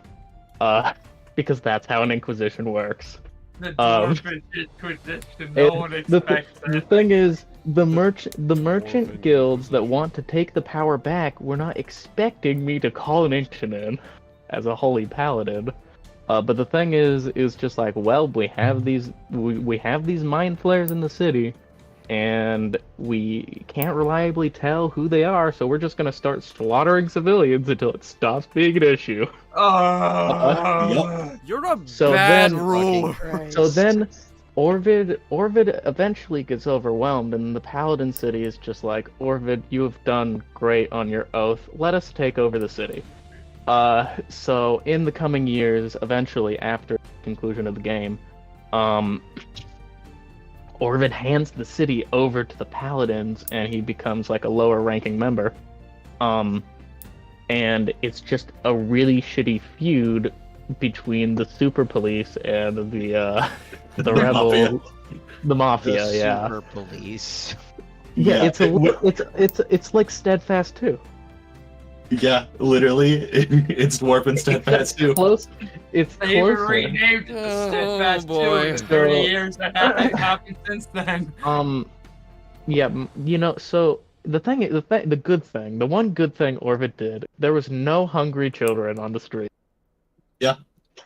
He did that. He Oh undeniably. boy! Of all He the made- atrocities. Okay, the thing is, it is a deep-seated thing with him because he was a hungry child on the street, and he wanted to create a scenario where there would be no more hungry children on the street. So he basically was just like, you cannot recruit children. Any unattended child that's like on the street, you bring them straight to an orphanage, which there is like 6 on every street, and there's 7 soup kitchens on every corner. For homeless children, it is a socialist paradise. For everyone else, it is a shitty system that does not work. My campaign promises was give every child a puppy. I didn't say anything about genocide. The thing is, the people who are put in quarantine in order to keep them complacent, they can't really work. I updated that, the name, and I'm so proud. I give them reparations for them getting Oh no. put in a cage. So there's only There aren't a lot of people left after that Inquisition. I'll say that much. yeah. Well, yeah, because it's still on the map 30 years later, I would hope. I mean, there's dwarves. There are definitely dwarves and now paladins. I will go on record right now with the 30 years later map. I have the ability to just take the icon for Granite Keep and just delete it. The I thing, could just erase thing Granite is- Keep. It is your campaign world. I cannot stop you from destroying the rest of Granite Keep. If The it's thing just is- a ruin by the end of You That guys was you? actually had access to scrolls of teleport. You just didn't look it over carefully. Oh, good. The chat got to see Speaking us of through which, this. So one of the scroll of teleports you had was a it was a teleport to Granite Pretty Keep, sure I meant to and call it that, but whatever. the teleportation scrolls are very illegal because like they don't like the idea of people being able to teleport armies to cities. So the teleportation circle is like a cage that you teleport into, and then the authorities are just like, how did you get here without permission, you know? So if you use such scroll and you teleported into my city, you would have spawned into a cage, and you would have been questioned, and you would be allowed to visit me, and because of the stuff that happened in the game, Orvid didn't really like Sandra, and he thought that she was too, like, he got along with her, like, not, like, he didn't hold it personally, but he thought that Sandra was, like, too brash and bold, and, like, had a knack of getting into trouble. So, like, he Says to his the guards. psychopath. To his guards, he was just like, if you see a fawn in my city, do not like let her like go anywhere without supervision. But if you see Zach the clown, he is our royal guest, and you are to spare him no expense and make him as comfortable as possible. that was the thing about Sandra's character, is that early in the campaign, she was still wearing a lot of her, like... And then Orvid left. Yeah. And immediately after that, she started warming up to everybody, because she always... If she doesn't know these people, she has to put on, like, a brave face and all that. And... So, essentially, I had a protocol for my city that, 2 layers of, security, and I have everything prepped for even like the new players coming in. Like, they would basically be like strip searched twice, and there's a checkout to like keep all of your weapons in in a catalog system in the armory, because no weapons in the royal presence, right? Oh Zach my was the God. exception. Would you? This is a big question that I've been wondering for a long time. Would Sandra give up her bow and the 50 daggers that she has? What I'm picturing right now is them strip searching Sandra, and they just keep finding knives. The thing is, they have been instructed that if you do not find the bag of holding with 50 knives, she is not to go through. She does have a bag of holding now, but none of her weapons are in there. Like, that if you do not find a suspicious amount of knives, then you have not found them. You need to keep looking. I would like to add that specifically instructed for the searching was Thieves Guild members who specifically know how and where to hide things. So the sleight of hand DC was going to be ridiculous to hide all of your daggers. The thing is with Zach is like, it's like a DC 5 because he's supposed to be the royal guest that is like super important to solidifying my rule and trade routing, that like he literally can fucking hide weapons in a pocket dimension. You're not gonna stop him from getting weapons in here. Like, he can carry it in his hand openly if you were to get anything past, Zach would have to talk. Also, stop misgendering. Oh, sorry. What would be whatever? They're not here at this point. That doesn't mean you can misgender them. Anyway, yeah. What would be the Sorry. persuasion DC on keeping my bow but giving up all my arrows? Are you They are specifically instructed otherwise. The arrows are not coming through unless they are locked in a scroll case, which they have the key for. I'd still want to keep the bow. Your only chance is if Zach were to, like, do the persuasion themselves.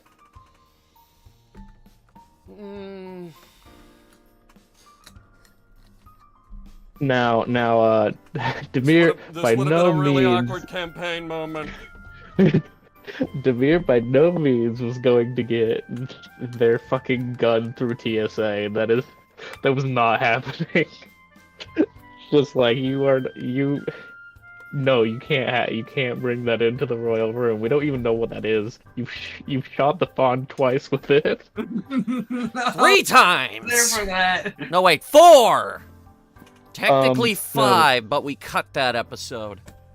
But basically, had all this stuff planned. I guess I was going to sign a royal treaty with, like, the official paperwork for the royal, alliance. And after my wacky wild adventure, I would muster whatever soldiers are still alive after the Inquisition to help you guys in the final fight. I was also planning on gifting a sugared bottle of firewater as a gift to Zach, but it's still not as sickeningly sweet as the Wicked Elixir.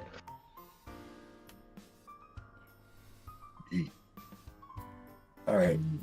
So, once again, are there any questions either from the couple of people in chat or any of the players? Anything that had happened in the campaign up to getting on the boat? Yeah, I got one. I'm pretty sure we touched base on this, but the folks at home have no idea. Tell us about the deer. That was your goddess checking in on you. The goddess Cassandra, the goddess of the hunt. Yes. The forest and the hunt. See, I had 2 theories on it. First theory was, it's just a deer, don't think too hard about it. And the second one was, the goddess is watching. Because as the party continued on, you're going to catch the eye of the deities who are trying to keep the world in check because, there's kind of a cataclysmic event happening. You're literally on the descent downward to the destruction of the realm. Isn't that why Nicholas also had messages like, do you remember and whatnot as well? From what I remember. You're forgetting something? Yeah, you're forgetting something, yeah. Yeah. So the forgetting something part, I'll round back to that because you were about to start hitting that when you got into Albania. But so anyway, boat ride. It was because Nicholas apparently didn't pay taxes. That's what he was forgetting. You left his Nicholas left the oven on when they left. Oh crap! We made that joke like 3 times. Yep. Anyway, so yes, you get on the boat, you start sailing, you encounter Gold Dragon who could not fly. I had a question, actually. Yeah. The swamp encounter. With the swamp, I don't know, I think it was a witch or something. Hag? The hag, sure. What was that about? What did all of those do? I'll have to look them up again. You'll have I know Nicholas got a cookie and a free shirt. Dante got an ability, and we all saw that in action during the next dragon fight. Yes.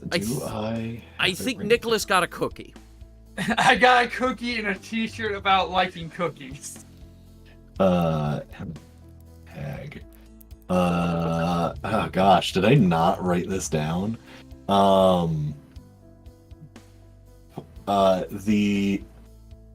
If I recall, I remember Demers, which was, do you want to be remembered for like just your fame or the things that you've done type? Like, it was going to be you can essentially do technological evolution, but everyone will forget your name, or everyone can remember your name, but you're stagnating. That's it. And Demare chose the stagnating, so everyone knows Captain Gearhead, and very aptly at the end of the campaign, Demare was going to essentially steal all of the boats, airships, etc., and start sailing the world, becoming the pirate queen, and eventually store all of her riches in a hidden location and eventually get captured, and before she's executed, announce that her hoard of riches is in fact real, and start a new pirate age of trying to find. Starts the greatest treasure hunt of all time. I love Is it One Piece? Yes, The One Piece. the One Piece is real. Real. I don't know My if I'm brother's forgetting watching One Piece anything, right now. but there is Oh, the there's image one of Chopper. thing Fuck, I love it. that if we were to meet, Orvid specifically knows about Gearhead and would recognize them from the wanted poster.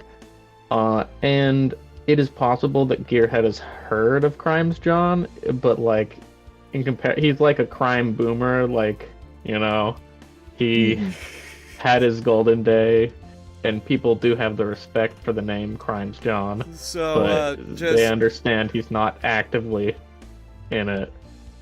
so just to clarify, Demare is dead. Correct. Can- This was the ending that Vriska wanted. Vriska wanted Demare to become the most famous pirate of all time, the queen of pirates, hide all of the riches away, get executed, and before the execution, announce the One Piece is real. Okay, where am I burying her? On the Grand Line? Probably chucked into the ocean. Truth be told. See, I'm picturing her on like this stolen throne on top of a hoard of gold. Just a skeleton. Because she was like, she wasn't just like, you know, usurped by someone else. No, she was captured by the royal officials. Like, nations came together to take her down. So she was public execution in a capital. Were any of the party members involved in this hunt? I'd say probably not. You had better things to do. Yeah. So, anyway, yeah, that was Demare's planned ending, which I I was a bit surprised about, but at the same time, I'm just like, that is exactly the meme I anticipated. So I'm not sorry either. anyway, She shot me. I'm not sorry. So yeah, the hag. Trying to remember what else there was. Something about family with Sandra? Yes, I think for Sandra it was either like you were going to get a bunch of bonus abilities, or you were going to get the chance to see your family again and potentially save them, and you chose the family one. Yes. And that's why Gale showed up again. So, if you wouldn't have chosen that, then you wouldn't have even gotten the opportunity to talk to Gale. Yeah, the next parts of the story, Sandra's stuff was getting really deep. Yeah, it's because, like I said, I took like a good chunk of filler out of the campaign, and just started to hit heavy almost every session. At least that I could when I was prepared. Yeah, but, and that's when Sandra was like, "We need to change course." Yeah. So, by the way, you went past I think it's the Isle of Iron or something. Yeah, the Isle of Iron. Yeah, I had an entire thing prepped for that. Like a little bit of town. I can send you my notes afterwards for Sure. you to comb through, but Please. yeah, the uh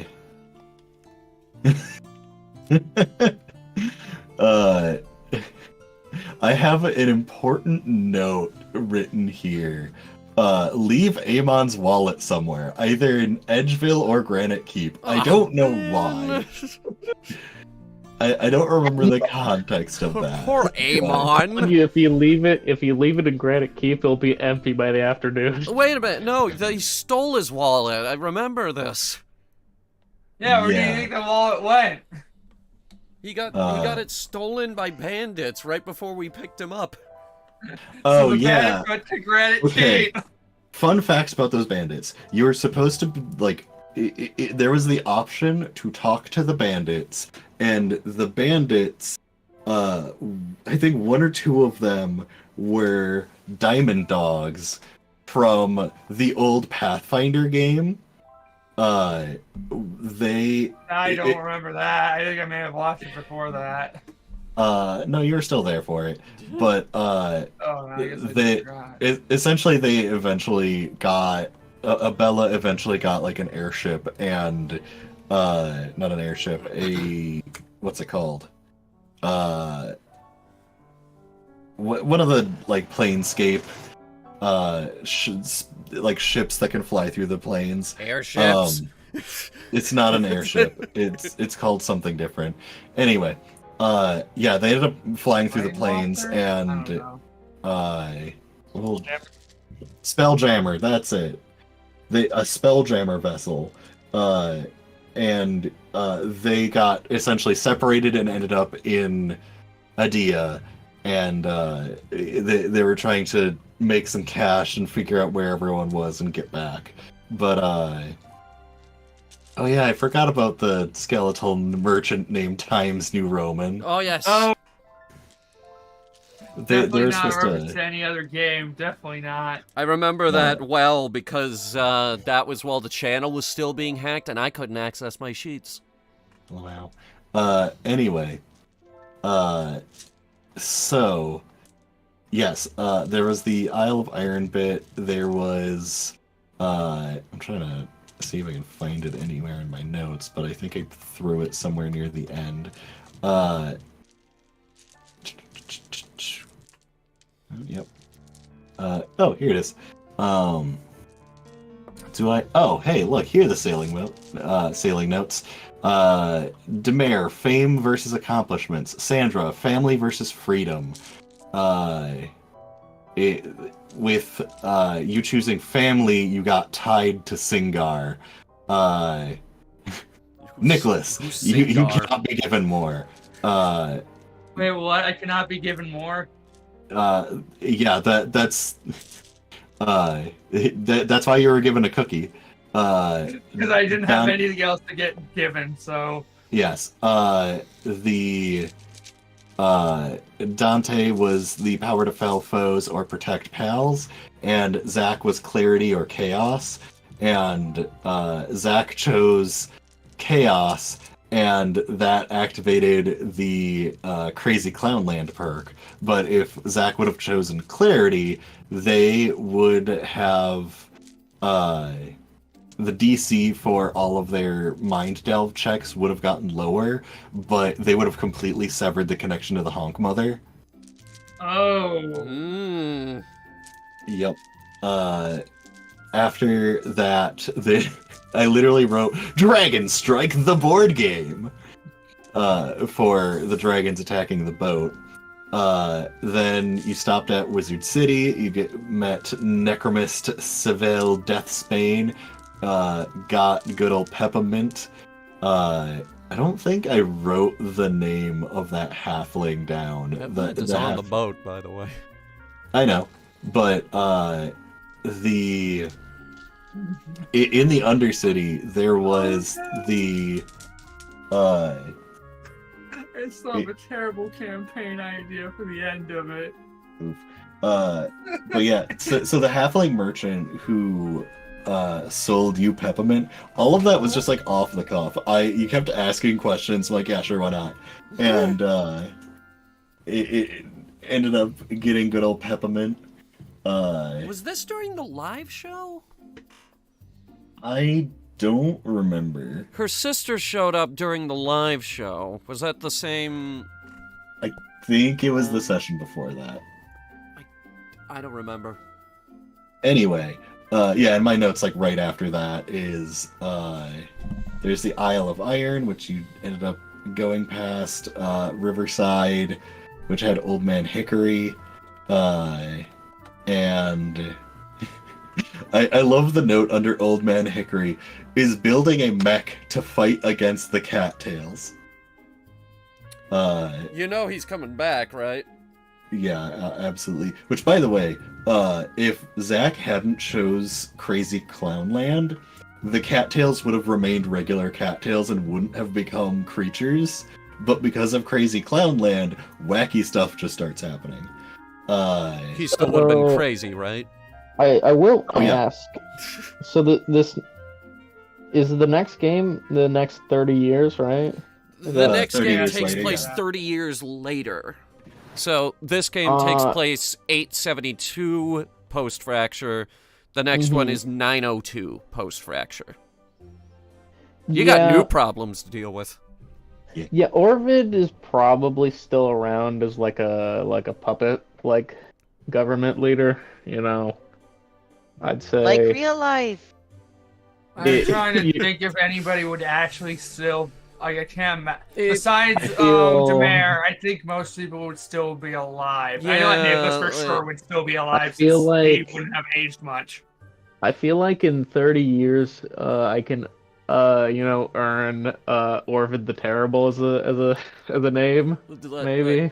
I'm just gonna go on record right now. We will be seeing former party members in campaign 2. It's not gonna be like alright. Zach is in a coma, Dante's being held captive by Mexicans, Sandra's in the nut house, and Demare is dead. It's not gonna be like that. I mean, Orvid still is a paladin with paladin duties, so he'll do paladin things, you know. So anyway, kind of continuing on, yeah, the encounter with the gold dragon, then the Pirates Ahoy happened,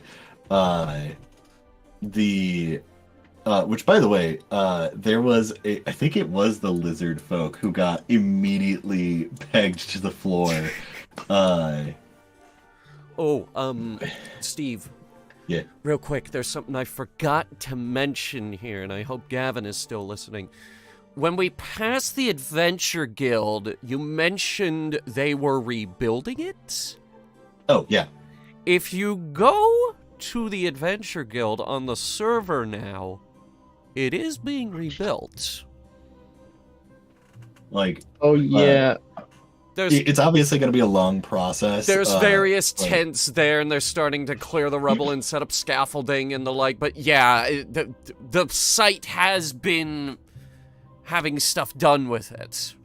So one thing that I will mention, the Adventurers Guild, there were a number of like basement storage rooms. It was a super large building, but it got absolutely decimated, especially with so they were keeping a bunch of creatures underneath it that they were there's like manticores that they would keep alive to train newbie adventurers, and there was the Lich that was like a biggin, and they actually had the room set and enchanted so that Arcanist Xanthris, the Ascended soul, literally could not leave that room and would just keep going back into the body.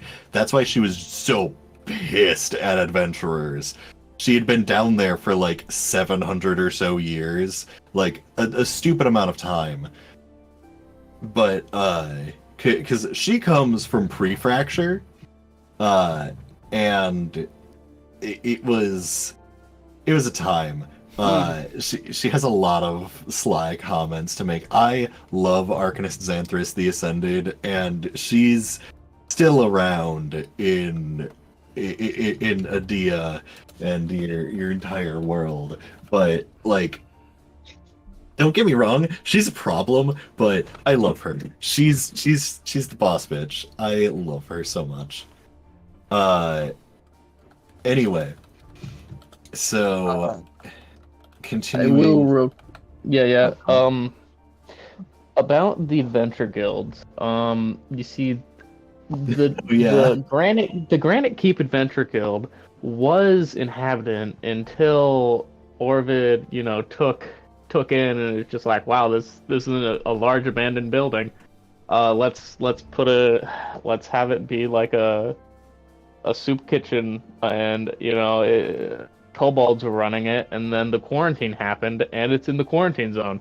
So, yikes. Yep.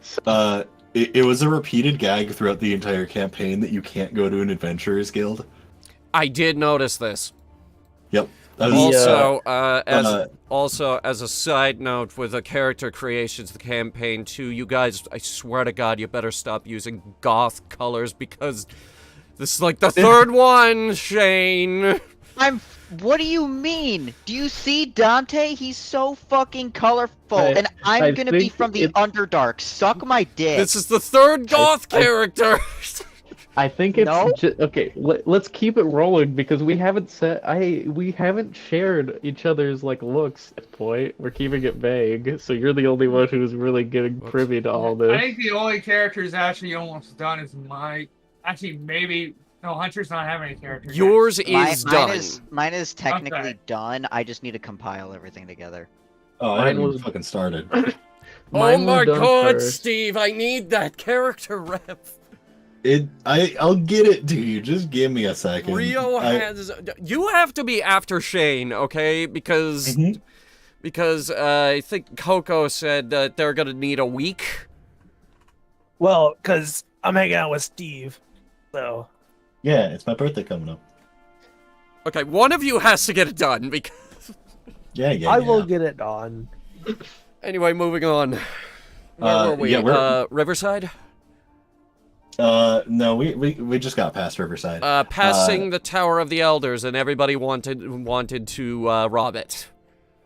Yes. So, anyway, Also, we picked up Amon. Yeah, Amon was picked up. We all went to Shurthor. You were so horribly scared about Shurthor being in pieces. It was fine. And then... Barely. That was our toughest fight. I mean, yeah, but you were fine at the end of it. These were... Well, besides the NPCs, they were definitely not fine. These were some of my favorite episodes, though. Yeah, so this is kind of getting to the point where...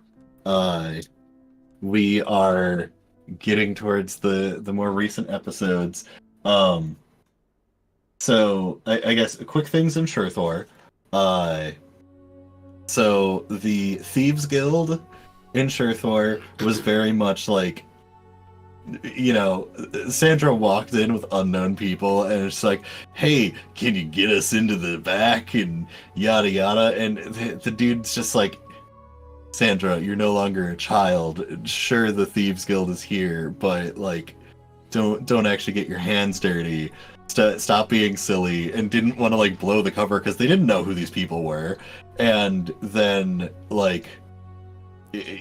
as soon as it's just oh yeah, this is fucking Gearhead. In actuality, it's people that they know very well, including Zach, who I would assume they would know who Zach is, because he basically legalized theft in the Orklands. Okay, so hearing that there was someone who, a so new I said chieftain, he, I didn't mean to, I'm sorry.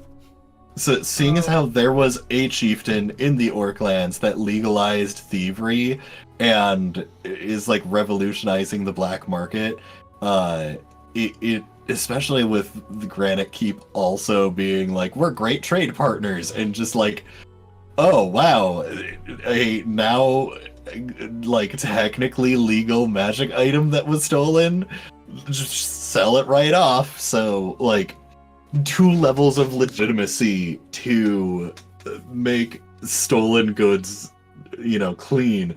It was a great age for thievery, and I'm sure Jameer greatly appreciated it during the Pirate Age. But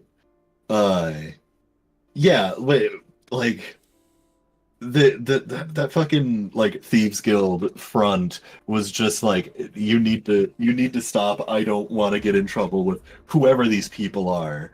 And then, obviously Demare being Demare was just like, do you not recognize me? And you hear stories of people, but you don't, like, until they say, yes, I am actually this person, and it checks out. It's just like, okay, that makes a lot of sense.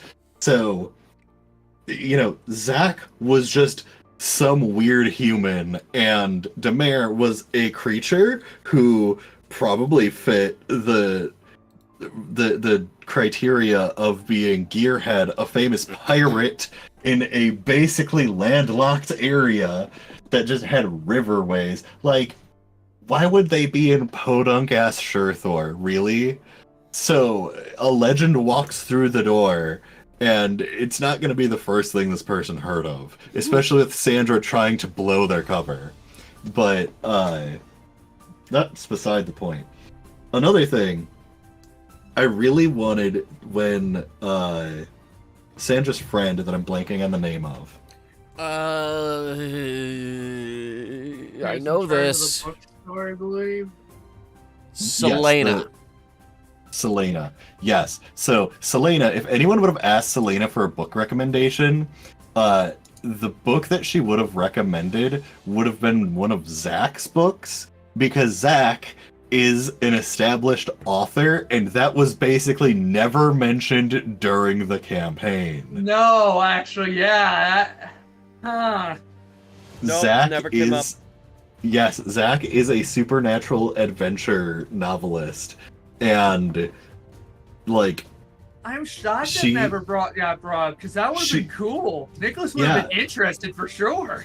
exactly, and that's the thing is, I really wanted that to be mentioned because she's really looking forward to Zach's next book, but it was literally never brought up, and that was the time I was gonna, rustle that out.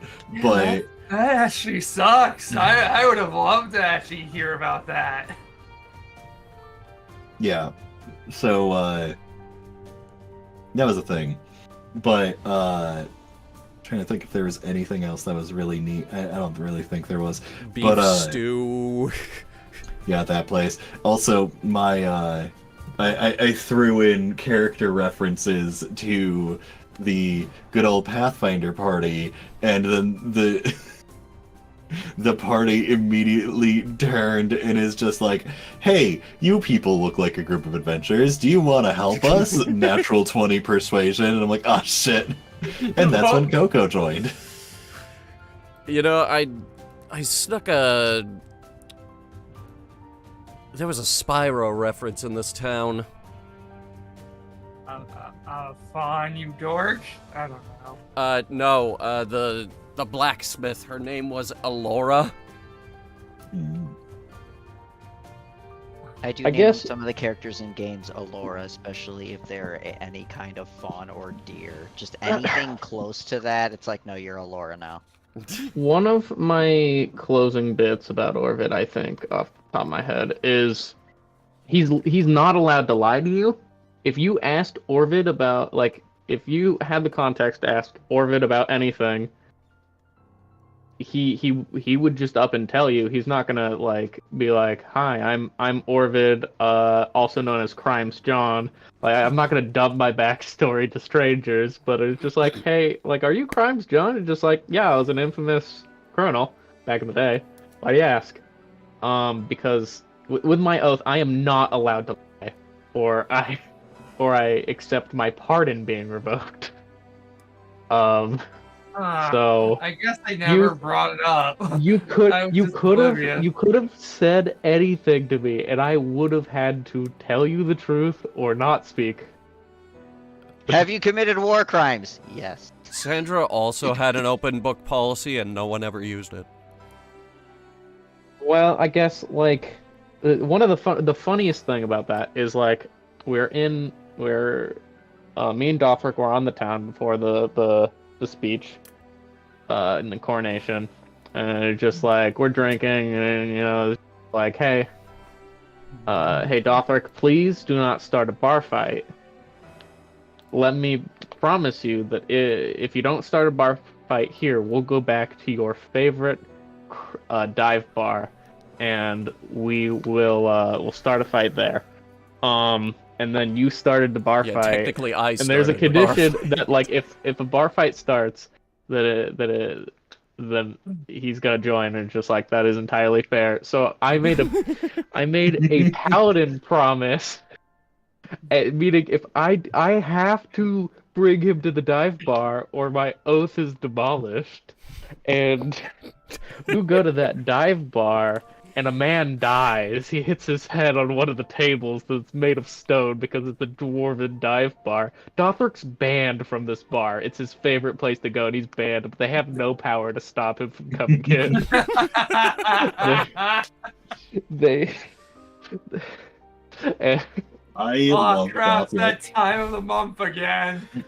We all love Dothric.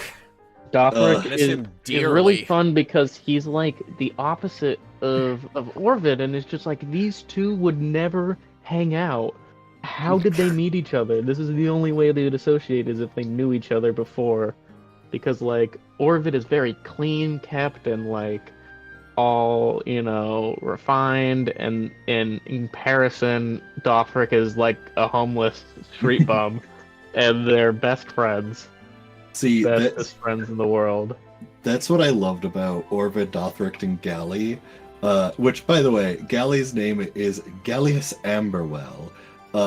Galli is the opposite of Dothric, where she is prim proper, she casts magic, she's an evoker, and she like knows what to do, but she's not super personable and she's not super physically strong, but she's still a dwarf. She'll still knock someone out with a punch, but such a fun group. Anyway, kind of back on topic. So I brought in the good old Heroes of Falcon's Hollow at this point, and campaign was being the campaign. I more or less kept Peltrius and Amalthea as like a convenience factor, and had Regina there because she's very strong and very tanky and would assist with every combat as needed. And Peltrius was there to be like, okay, do you need magic item, ritual, etc.? Magic crutch. Every campaign needs a wizard ally. So this was your wizard ally. When everyone got back to the boat, and then things got rocky and you're going to be removed from the boat, Peltrius was going to literally summon a carriage that everyone would get into, and you'd be able to ride to the next town. But removed from the boat? Why would they take the boat? I can take a guess who would take the boat. Yeah, this is the part where Demare and Sandra got into an argument about the banana costume. Banana costume. But before we go any further, by the way, Yeah. we did make modifications to the boat that nobody ever got to see. Like Did we put the scorch marks on the deck from the dragon fight. Sandra kind of set up her own little archery range at the bow here. We put the piles of gold in the hold. We moved the barrel down there as well. One of the new party members got their little room down there as well. Peltrius. A little makeshift stable down here as well. I replaced Zach's crude drawings of candy barrels with actual candy barrels. Like, this was going to be an ongoing thing where we're constantly adding to the boat. Which is super neat because so what my plans were if the party would have continued all together, there wasn't a banana costume disagreement, you would have sailed to Albania, and it would have hit the final arc of the story where you would go to Nicholas's abode, and Nicholas would find out. It was kind of a bit of a premonition. Nicholas, you lived with your uncle, who your uncle is Cyvel Emergold. Okay. They had succumbed to their illness and perished. Ooh. The dream where they walked into the darkness of the front door of the manor, that was them being like, okay, it's time, and they disappeared. You would be given a letter inside. Essentially, you would be given the estate of the Emergold estate, which, by the way, in case anyone doesn't put two and two together, Nicholas's last name is Emergold. Yes. So, yes. Is that why there was a folder in there labeled estate something? Estate fight, I think it was. I have no idea what you're talking about.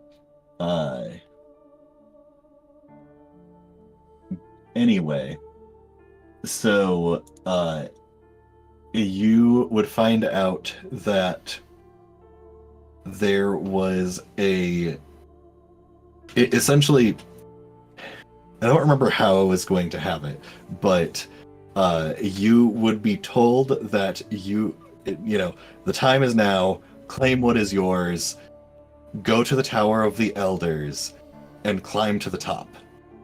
And so the next quest arc is going to the Tower of the Elders, but there is Coco needed to return. So there are two things that could be done. Two encounters that happen in Albania.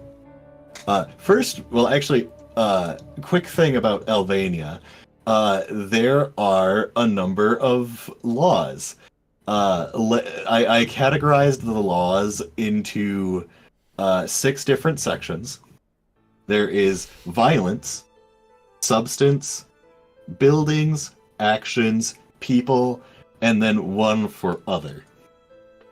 So, under the violence, there is no killing any animal in the city, and no murder. Killing any named animals or mobs results in harsher penalties. As for substances, there are no snacks, TNT, lava, vapes, skinny jeans, spawner eggs, poison, splash potions, experience potions, pufferfish poison, potatoes, mushrooms, rotten flesh, gold blocks, sponges, snowballs, blue dye, cobwebs, quote, droppers, red clothing, flint and steel, charcoal, or pine wood. Which, by the way, if any of the party members would have any of those things on them, especially red clothes, which I think red clothes, Demare had a hat. Steve, the back of that sign has the actual laws. Just wait. No. Because you kept throwing laws on that fucking board, and I put the actual laws on the back of the board. Yeah, I erased them. No, you didn't.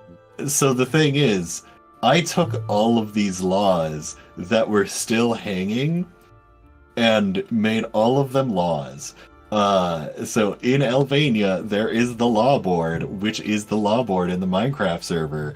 And if you went in and tried removing it before I got there, it was already too late. It is now in actual Albania and Adia. Anyway, buildings. No towers, portals, gold blocks, carpets, droppers, buildings outside of house boundary, or over excessive placement of signs, which is very ironic. There, for actions, no vibe, snacking, machinima, laundering, slavery, murder, trespassing, parkour, loitering, being AFK. The being AFK one would have been a funny joke, but somebody did show up for that session. Someone didn't show up for that session. No shucks, vaping, removing signs from the signboard, loud music, littering, lollygagging, nudity, closing gates, That another fun one. Changing things in the city, messing with shit, not closing doors, contrary to the closing I gates. think Shane wrote that one. Going outside of your home boundary, thieving of items or animals, using TNT, or moving cops. As for people, no ISIS, unicorns, Santa, bats, slimes, creeper, pufferfish, loud animals, warden, the unvaccinated, and nudists. And under other, no Bevis. Beavis. Also, we did manage to capture Santa because he's a known terrorist. He We broke did out again. capture him, but he kept breaking. So- out. He That's the kept problem. escaping somehow. During the entirety of the session, if any of these things would have happened, such as one of the party members having some red clothing, there would have been iron golems, which are way more savage in 5e than in Minecraft. They would have come over and started essentially trying to politely herd you towards the prison, and if you resist, they would put you down with extreme prejudice. I was just gonna reconnect with Lightly moves a Amon cop and- over because he's in the way. Immediately sent to prison. I was just gonna Yep. reconnect with Amon and the family and see if we could get some help to defend Shurthor.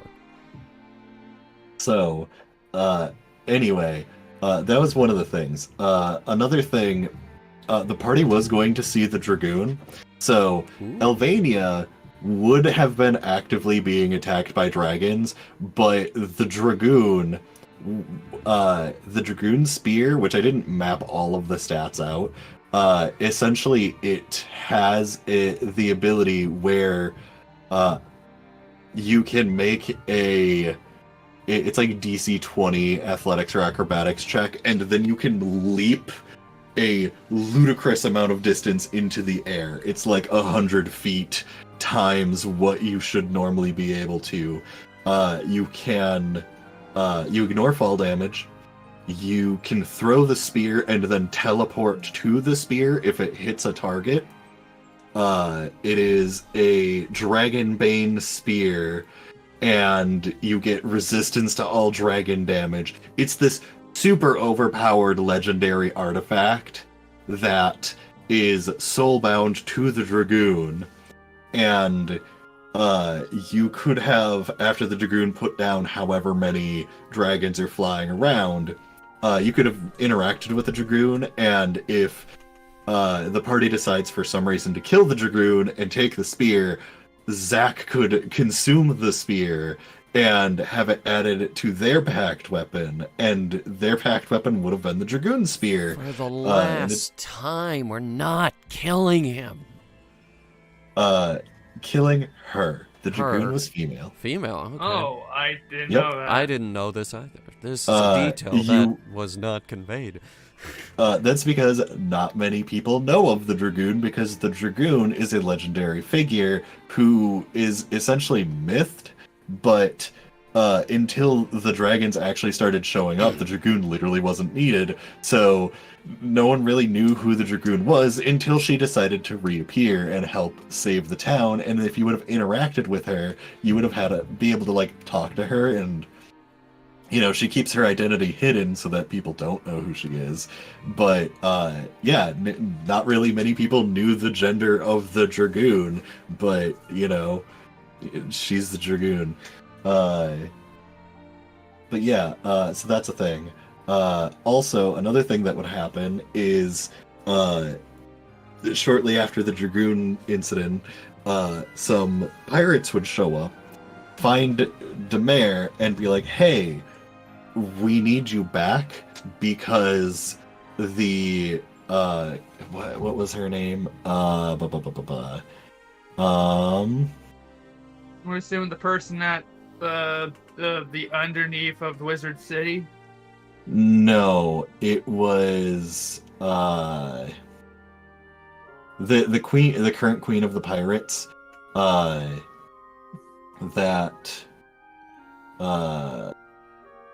Oh, hey, look, all the magic bullshit. Jane Firebrand, king of the pirates. The one who ripped off Demare's arm. They wanted to get rid of the pirates would show up and be like, "Hey, Captain Gearhead, can you help us remove the current pirate king, Jane Firebrand?" And you would have gone on a side adventure to go to the secret pirate outpost, and I'm kind of sad this didn't happen. It was sessions away. But I'm sad too. That would have been interesting. And that's supposed to take 2 sessions? So what would happen is it would be mostly Demare focused.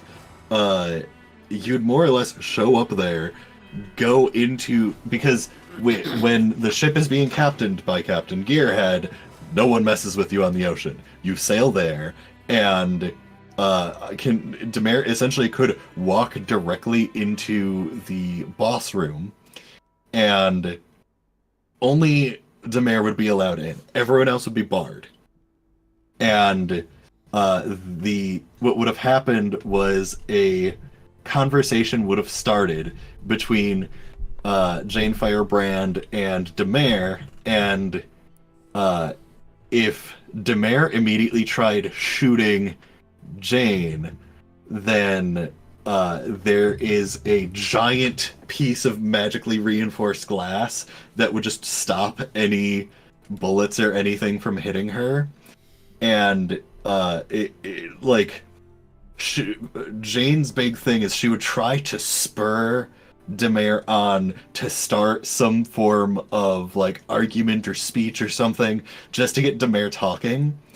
And then in the boss room there would be giant panes of like mural glass, I forgot what they're called, big stained glass windows, and all of them would simultaneously break, and 8 different cannons would immediately point at Demare and shoot her and absolutely kill her. She would die on the spot. There's 0 chance of survival for Demare. And I specifically asked Vriska about this. I'm like, hey, can I get your permission to do this, but you have to trust me? Demare would get absolutely wiped, and everyone would watch Demare just die in front of them. And off-screen, camera pan to a different location, Necromist Savell Deathbane had a clone of Demare that absolutely did not have permission to did not have permission to remake her. But the fuck? They essentially modified Demare to have a better form for augmentation, and they would, still one arm, but Savell had recruited a gnome who, was running away from stuff and also was into shady business, which, by the way, Savell had to be moved because Zach told Arcanist Xanthus the Ascended about the Undercity and another necromancer aspiring towards lichdom, and Arcanist Xanthus the Ascended went in and destroyed the entire Undercity. So there are only a few survivors, but Savell managed to go to a side location with a gnome, and the gnome, using gnomish technology, essentially built a mech for Demare, and Savell teleports Demare back. And after the cannons drop in and paste Demare, the captain, runs into the room behind her and takes off in an airship that starts flying into the distance. And that's when the party discovers the entirety of the pirate island is rigged to explode. Is this where we get the airship? More or less.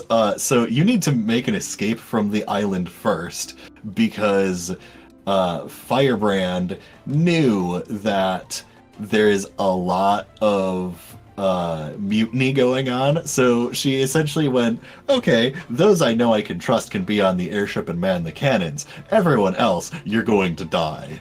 So, she blows up the platform that has all of these pirates on it, and party has to escape, and your ship has like the various NPCs still fighting and protecting the ship, and eventually you get there, but Demare with the mech teleports to the airship and gets to have a fight with Jane Firebrand and claim the airship, fly it down, pick up the party, and you take the airship to the Tower of the Elders and are able to use that for the entire next portion of the campaign. And Okay, we're naming it the Tempest, by the way. Sure. Because Whirlwind, Tempest, on brand. We already had a map for it. So, the Tower of the Elders was a... Coco was assisting me making it, but Coco is not here right now for some reason. But the Tower of the Elders, let me scroll. It is a multi-floor dungeon that the gist of it is you go in and each floor has a theme. The base floor that you are able to more or less go into, Nicholas having the key that was given with the estate, able to open it up, and it's actually a meeting ground for all of the elven councils. So when major situations happen, they go there, but it hasn't been used in forever, basically. It's like a pre-fracture place. So you find that to get to the next floor, a key is needed, and there is a riddle of where the key is. So the first key was actually going to be back in Elvania. You had to talk to the consulate and convince them to give you essentially a decorative cane, more or less. I didn't have all of the items for all of the places, but all of them are going to be mild magic items that would help you in the final battle. Floor 3 was Paladin themed, and it was in Dawnbreak. The fourth one was coastal themed, and this was kind of the puzzly one because it was referencing a place that no longer exists. You would have had to have gone to Havana. I was about to say, is it Havana? Correct. And it would have been a lot of undead monstrosities and then a death drinker, which is a type of devil. But the thing is, there would have been a way around fighting the death drinker because the death drinker was actually one of Demare's moms. So, Okay. legitimately, Demare could choose to either fight the mom or just have a conversation and be given the item and then you fly back. There was the desert volcanic area, which was in Eisgot. There was the floor 6 was the human architecture, and the notes were leading to the Veritas ruins, but the item wasn't in the Veritas ruins. It was taken from there because it's ruins. Where the hell is that? It's in the Northlands. The Frozen North. Yes. Folks at home haven't seen the Frozen North. Yes. So the items were pre-fracture. These are very old things. And the Veritas Ruins, since it's ruins, if you would have just skipped that and went to Whitefall, because it's a human relic, and it's just like, oh, maybe it might be in the capital now, because, that place is destroyed. You could have just found it in Whitefall. And that was the first time that you would have actually have gone to a human area where humans are present, and something that Zach knew that no one else did. The humans had actually receded inwards and did not interact with anyone. They are, focused inwards, building up from the inside and not expanding, because last time they expanded was Corlith, and everyone knows how that happened. So humans are not going out terribly far, but you would have been able to speak with them, and to recruit them for the final encounter, literally you just have to give them verbal permission of like, hey, you are allowed to expand outwards now. If you you would have to get permission from the various other kingdoms of like, can they go out from their kingdom and expand, and not have you fuck them over. And if you can get the dwarves, which, if you go to Granite Keep and have Orvid give the thumbs up, not very hard, but then the Elven Council, then the humans essentially will flip a switch, become heavy military, super expand outwards in the next 30 years, and they will aid you in the final battle tremendously. Humans are known for being extremely heavily militaristic, warmongering, etc., and that's why Corlith was so heavily punished for being, quote, an attempt to expand, which was a lie. But if you give them permission of like war is on, they go full America and start mass producing troops. Anyway, so floor 7 is dwarves, and you need to get the King Seal, which is literally held by Orvid. You just go back to Orvid and say hello. How long was this expected to take? It was gonna be like a session in the dungeon, then a session of getting the item and going back to the dungeon. I highly doubt travel time would take one session. You have an airship. Which, actually, that's the second part of this question.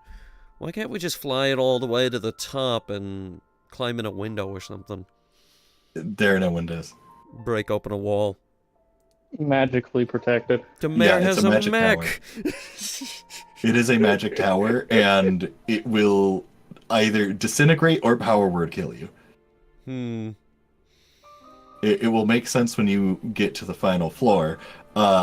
So, floor 8, high magic, you have to go to Wizard City.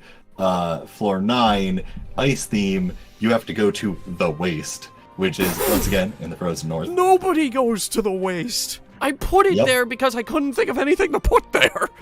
Exactly. It's just in the middle of nowhere. And then floor 10 is the final floor. It is a big round chamber. So kind of the format of it is you enter from one side and you have to get to the other side somewhere on one of the other sides. And there is essentially an elevator that goes up.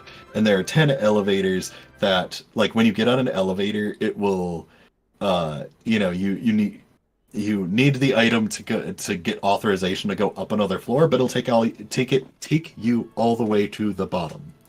So, you can quick get up and down to all the locations that you're at.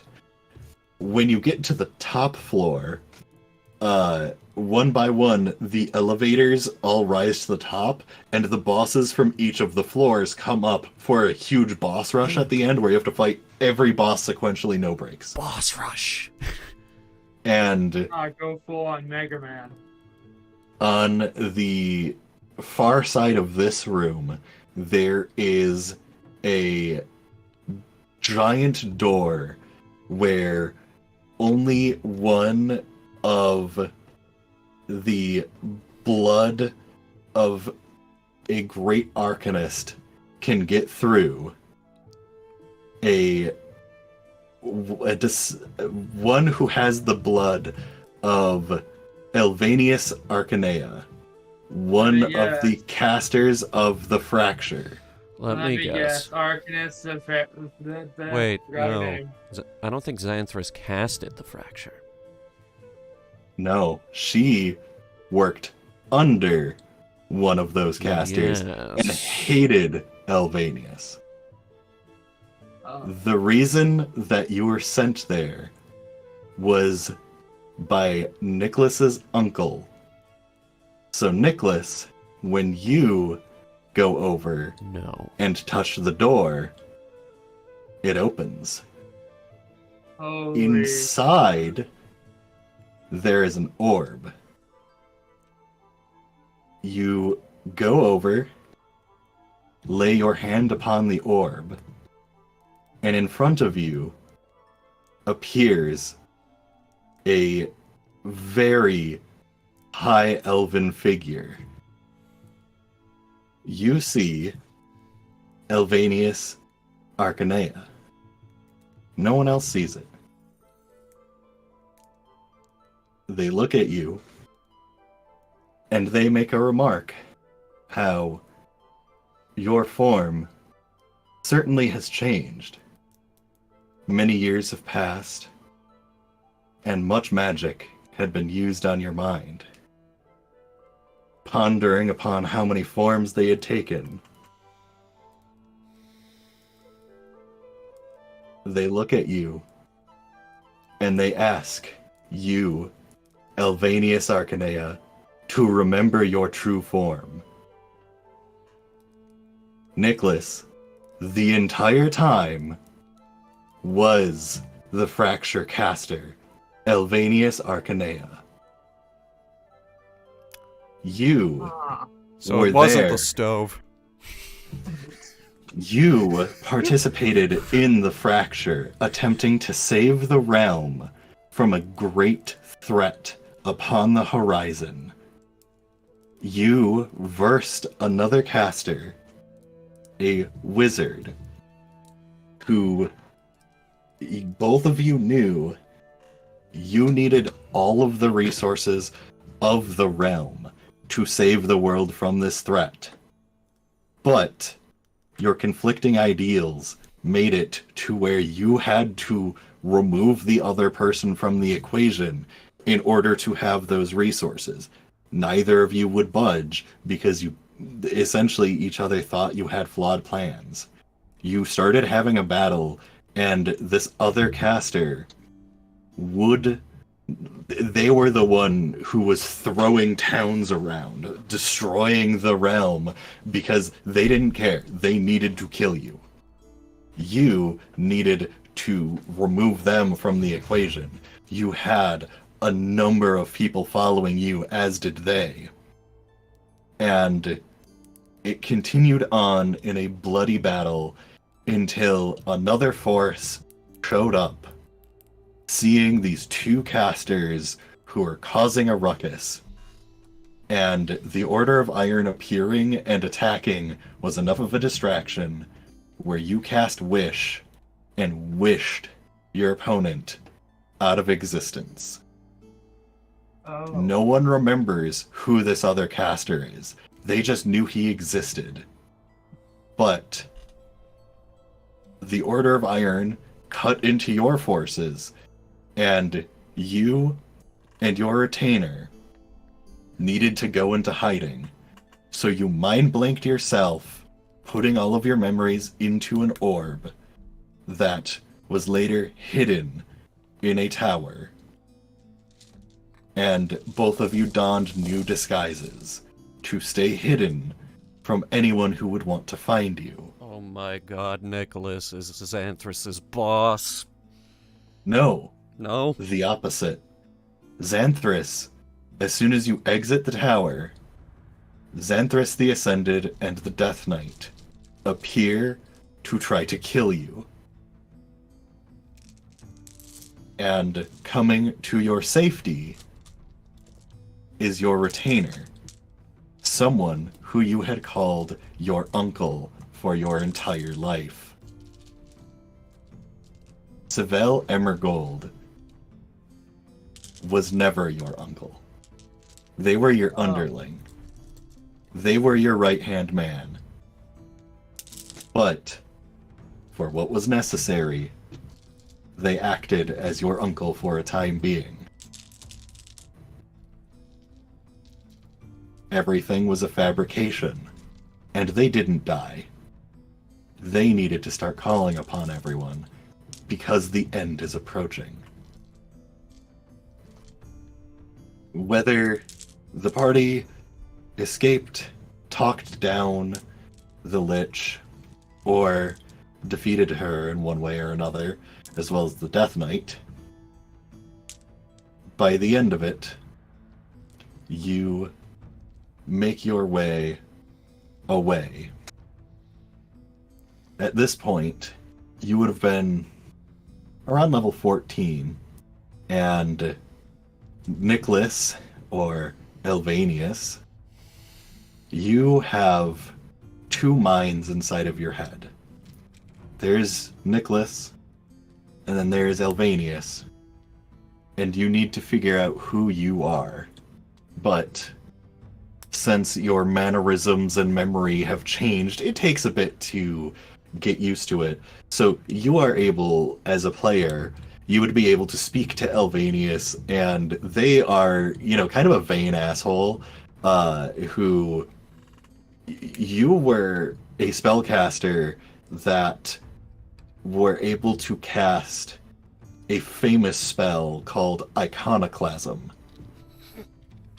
Iconoclasm takes the weave, presses it together, and essentially bursts it in an explosion of pure magic that can desolate whatever is underneath it. Unfortunately, you're no longer able to cast that as your body has weakened over time, and the spell has been lost, which, spoilers, you found a scroll of Iconoclasm in the Star's Tower. It was in pieces, and you could have pieced it back together. Unfortunately, Demare had put the arm on the table and violently swiped it into a bag of holding, and it has since been destroyed. It was extremely fragile, and God damn it, Demare. Yeah, so I swear that to God. happened. Anyway, the only way that you would have been able to cast high-level magic again is by getting your artifact back, the Shard of Arcanus, which was in the Fractured Lands. We've heard about this. Correct. What is it doing in the Fractured Sky?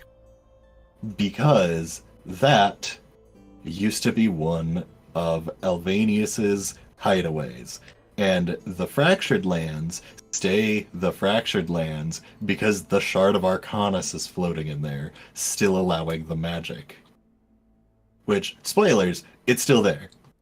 30 years later, it's still there?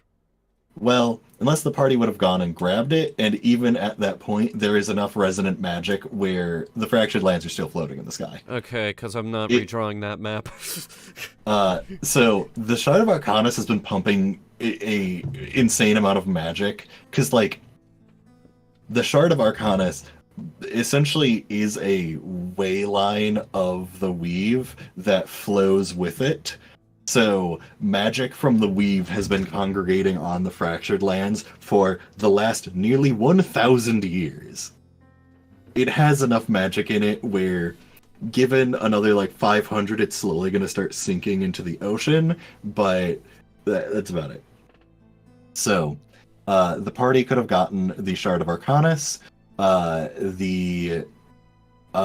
This would have been the portion of the campaign where... And it ties back to Nicholas having the search for knowledge. Oh, yes. So, those dreams that you're receiving were actually hints sent by Mystra, because she is the goddess of magic. Elvanius is the greatest arcanist one of the greatest arcanists of all time, and spoilers, you still exist and are alive. The other one kind of doesn't anymore. So, you essentially were given the clerical abilities by Mystria, being like, please remember who you are. You kind of need to save the world. But she can't just like directly tell you because gods can only do so much. Anyway, at this point, you were needing to make final preparations for the end of the campaign, which includes going to the Lord of Cinders and making an important decision. Sandra, however much you were using your newfound sorcerer abilities, the fire immunity didn't really help, did it?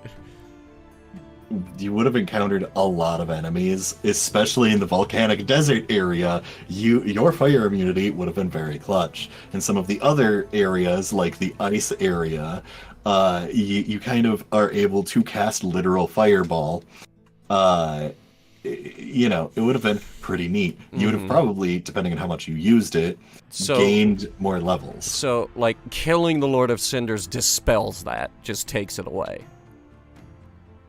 If you attempt to fight the Lord of Cinders, he would have, because you made the pact, that fire was growing in your body, he would have extinguished it, and you would have been extremely handicapped during the entire fight. Taking that pact, if you were still trying to fight him, essentially allowed him to put his hand around your heart, and if you did something he didn't like, he can just squeeze it and make it stop beating for a little bit. Yeah, it wasn't a good idea to do that if you're planning on fighting him, but at the same time, you could have made the choice, because he would have explained, with the reveal of Elvanius still existing, Elvanius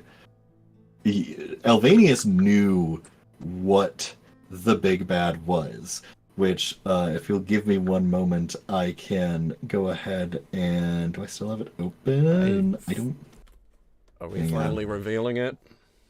Yes, we can go ahead and reveal the final boss of the campaign, who I had picked out so long ago. Sindar does have to die, though, because Age of Dragons is not canon. So the final boss of the campaign, named Cerebrax the Descent into Madness, they are... Copy image. Can I just post this into the chat? Maybe that'll work. They are a Draco Illilich Eye Tyrant. They are a Dragon Lich Beholder combination. Also Illithid. And yet again goes back to Nicholas. Alright, hang on, Yes. I'm getting it out. So Okay, good here old it is. Cerebrax, the Descent into Madness. Yeah, you know that hating Illithid thing, Nicholas? Yeah, now more than ever,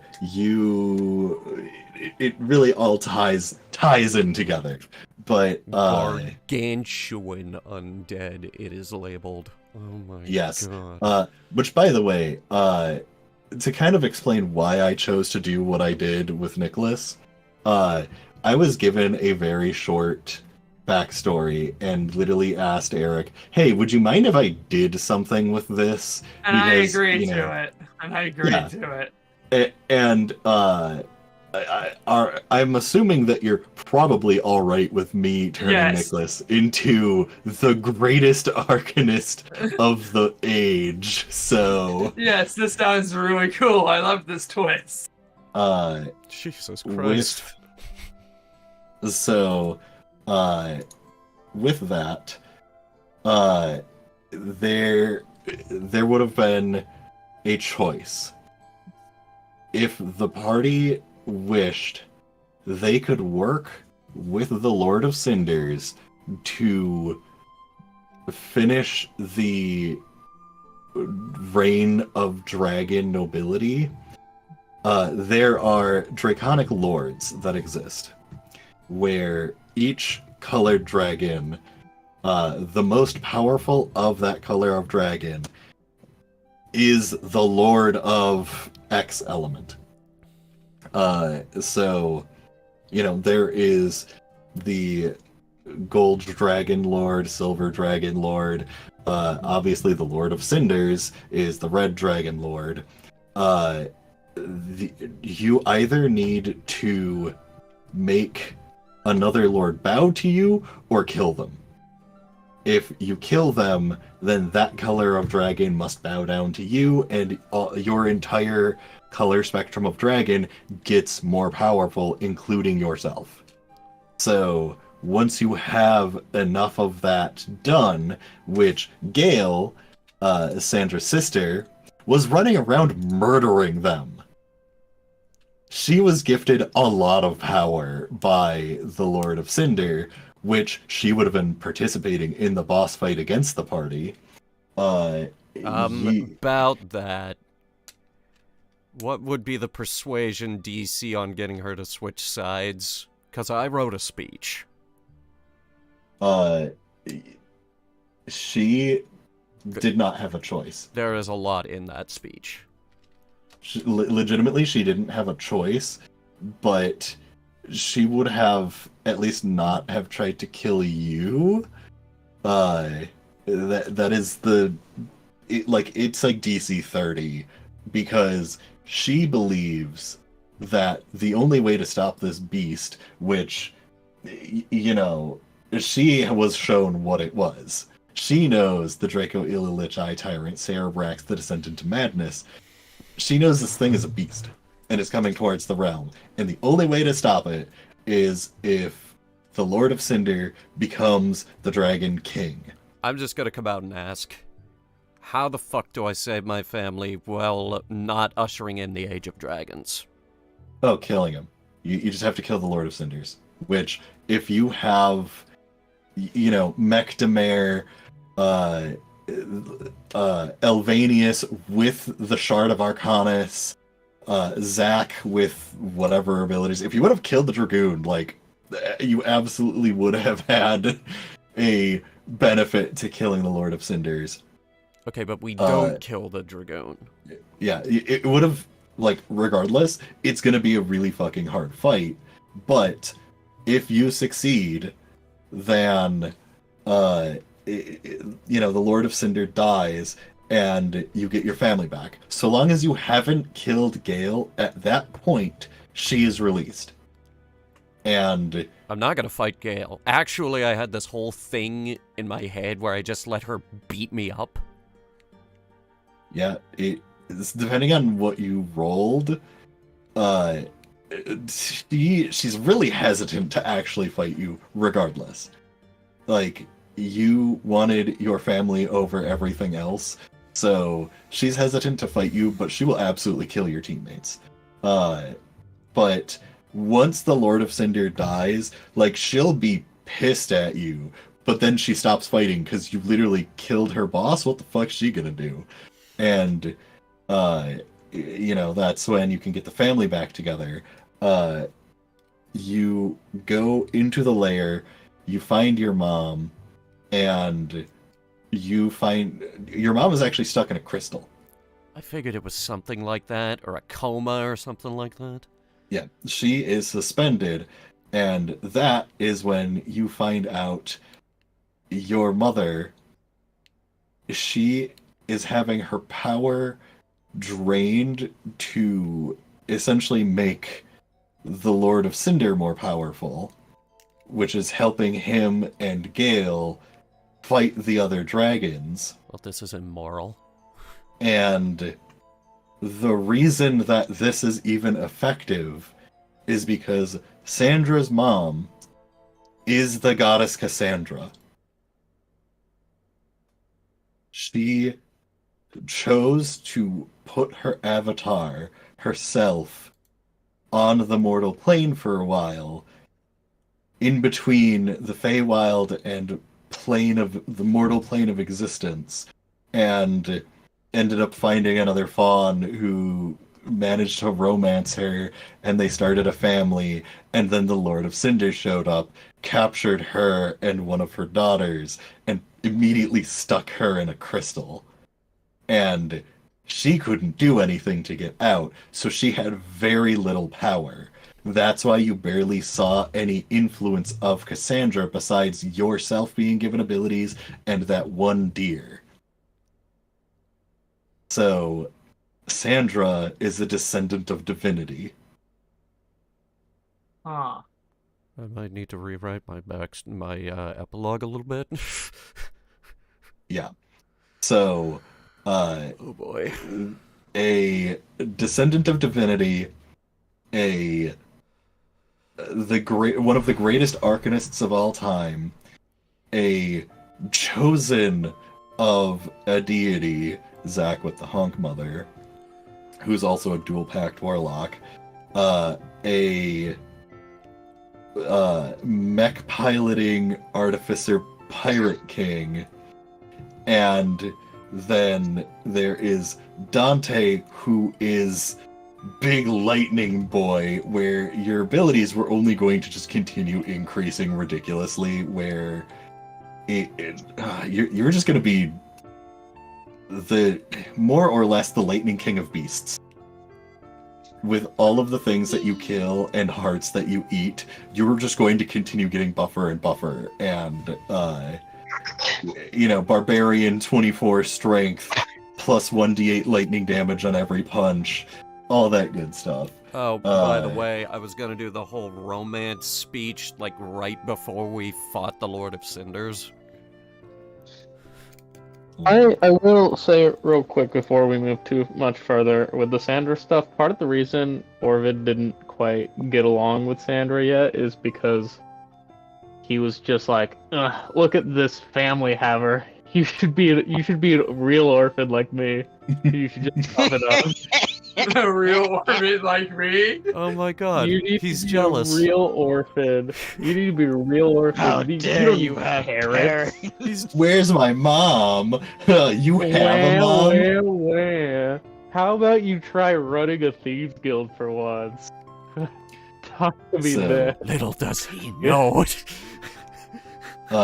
Anyway, so before we get to the final portion of the campaign, the final boss fight, the Age of Dragons sidebar, if you would have agreed to make the Lord of Cinders into the King of Dragons, you would have had to go to the Dragon Throne, where there was if I recall, it's a gray dragon who specializes in killing other dragons, protecting the throne. And it would have been an easier fight than fighting the Lord of Cinders, but the Lord of Cinders would have swooped in last second, stole the kill, ascended the throne, and become a minor deity power leveled dragon who would have aided you in the final boss fight, and it would have made it significantly easier. The only issue is that when you end the campaign, you're now in the Age of Dragons. You decided to not go that route and decided to take on the big bad, which oh, by the way, I killed the Lord of Cinders with my short sword. Just a normal short sword, because he made fun of it earlier in the campaign. But the problem is you still have his essence in you, so you can't fight him. I got rid of that. Seemed unnecessary. Once you so at the end of the fight, after you kill the Lord of Cinder, the essence is gone, but you do end up with your mother, Cassandra, whatever. Instead of having sorcerer levels, you instead have cleric levels. So I love it. You're still gestalted. And I had this One of my major curiosities before the end is the whole draconic plague thing. If that is resolved, I know you guys were close to finding out a couple of things, and most of them were plague. And I mean, I didn't have the full picture, but the research we were doing in Granite Keep, quarantine did some context that you guys were close to figuring out? I don't think the party had like any idea besides like, oh, there's a weird insanity that's going So on. they had the very vague background information, but I was able to glean some of the more important details of how, like, the frenzy works specifically. Yeah. Regardless, the final boss fight, calling in everyone possible, depending on who you have aiding you. If you have the humans aiding you, because with, obviously, Orvid would show up with the Inquisition and a army of dwarves. If you would have called in the humans and the elves, as well as, and your orcs, if you chose to bring in your orc armies, essentially what would happen is, obviously every army would take a hit, but the more people you bring in, the less there's like outside interference. So if you would have, not brought in the humans, left all your orcs at home, and it would have just been like Orvid and the Inquisition with some paladins, then there would have been a bunch of Illithid spellcasters around, various Illithid monstrosities, etc., etc. So not only are you versing Cerebrax the Descent into Madness, that you would also be fighting all of these things on the sidelines.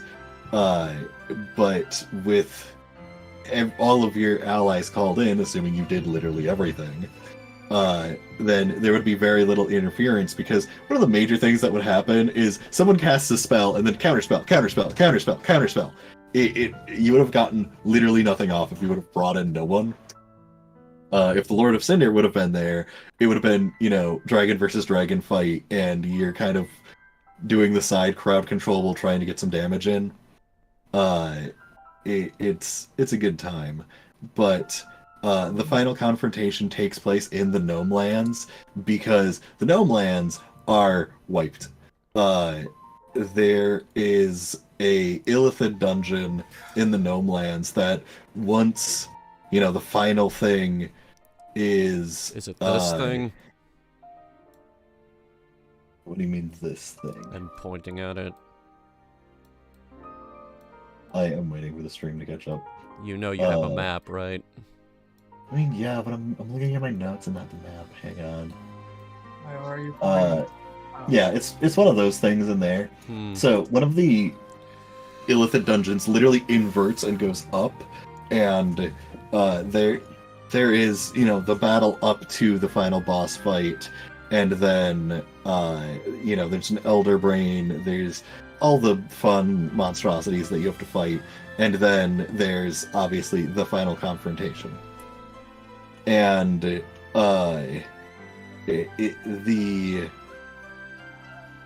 once you finally kill this big bad, then all of the Illithid of the realm, because the Elder Brain is dead, you kill the Elder Brain before the final boss fight starts, and the Illithid essentially start dying, but then Cerebrax the Descent into Madness shows up and they mind link with that instead.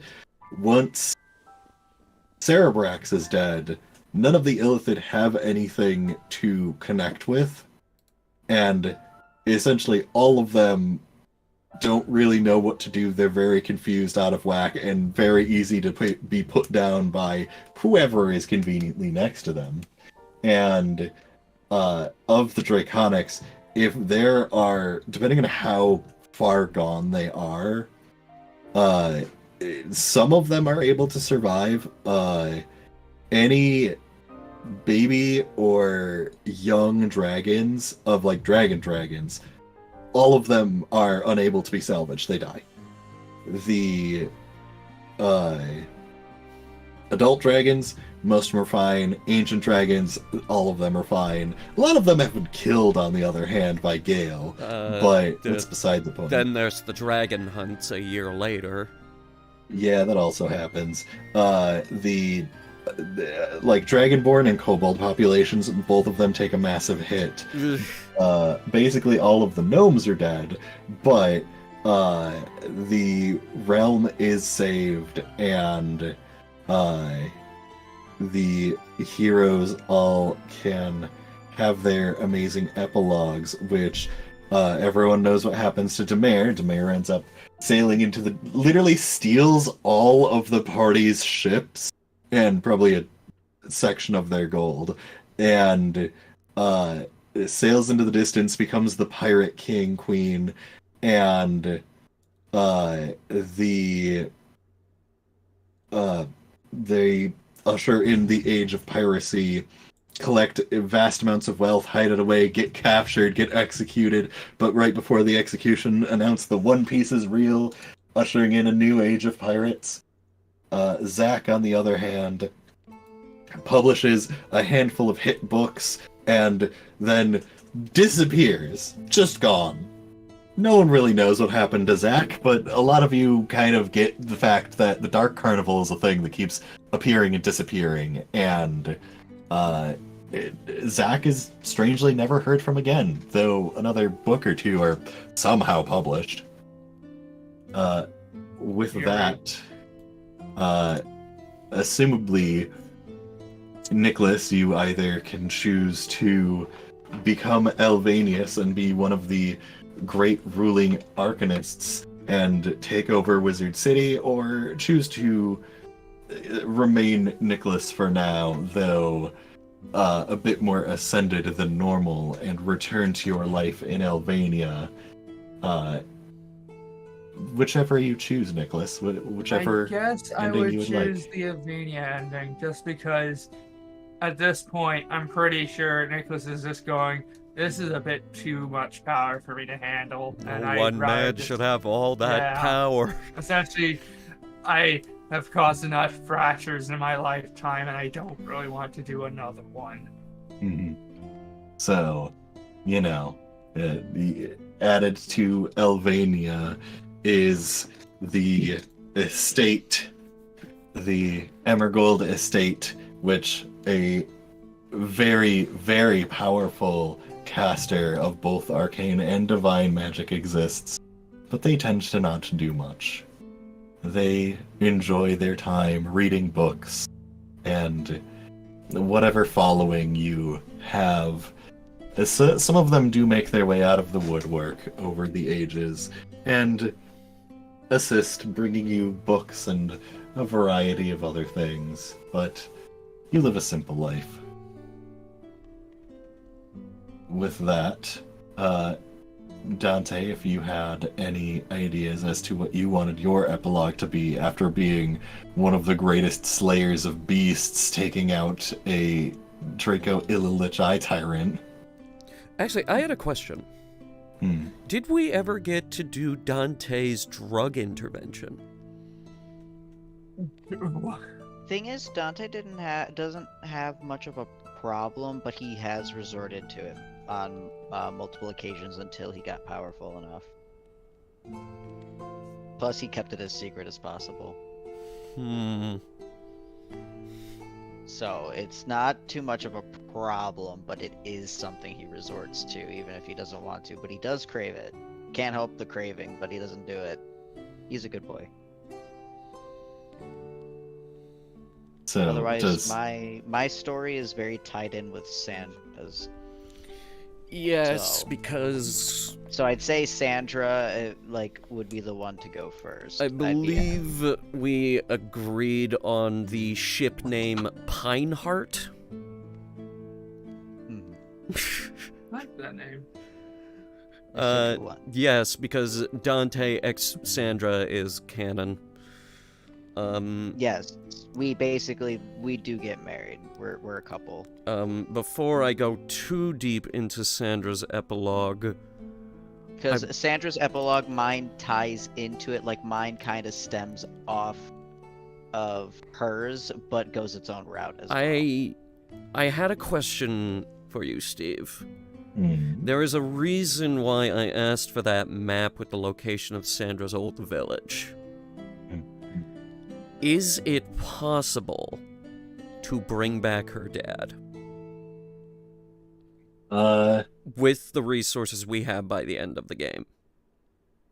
I mean, seeing how Nicholas is essentially one of the most powerful wizards to ever live, period, he probably could bring him back. Yeah, I would say so. Like, the goddess Cassandra, more or less, would say it's up to you, but they've been gone and ages have passed.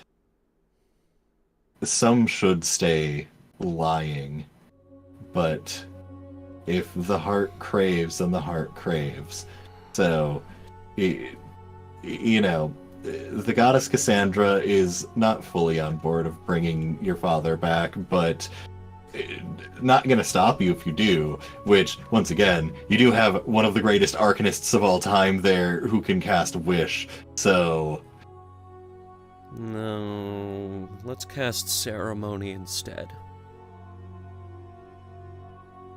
That works too.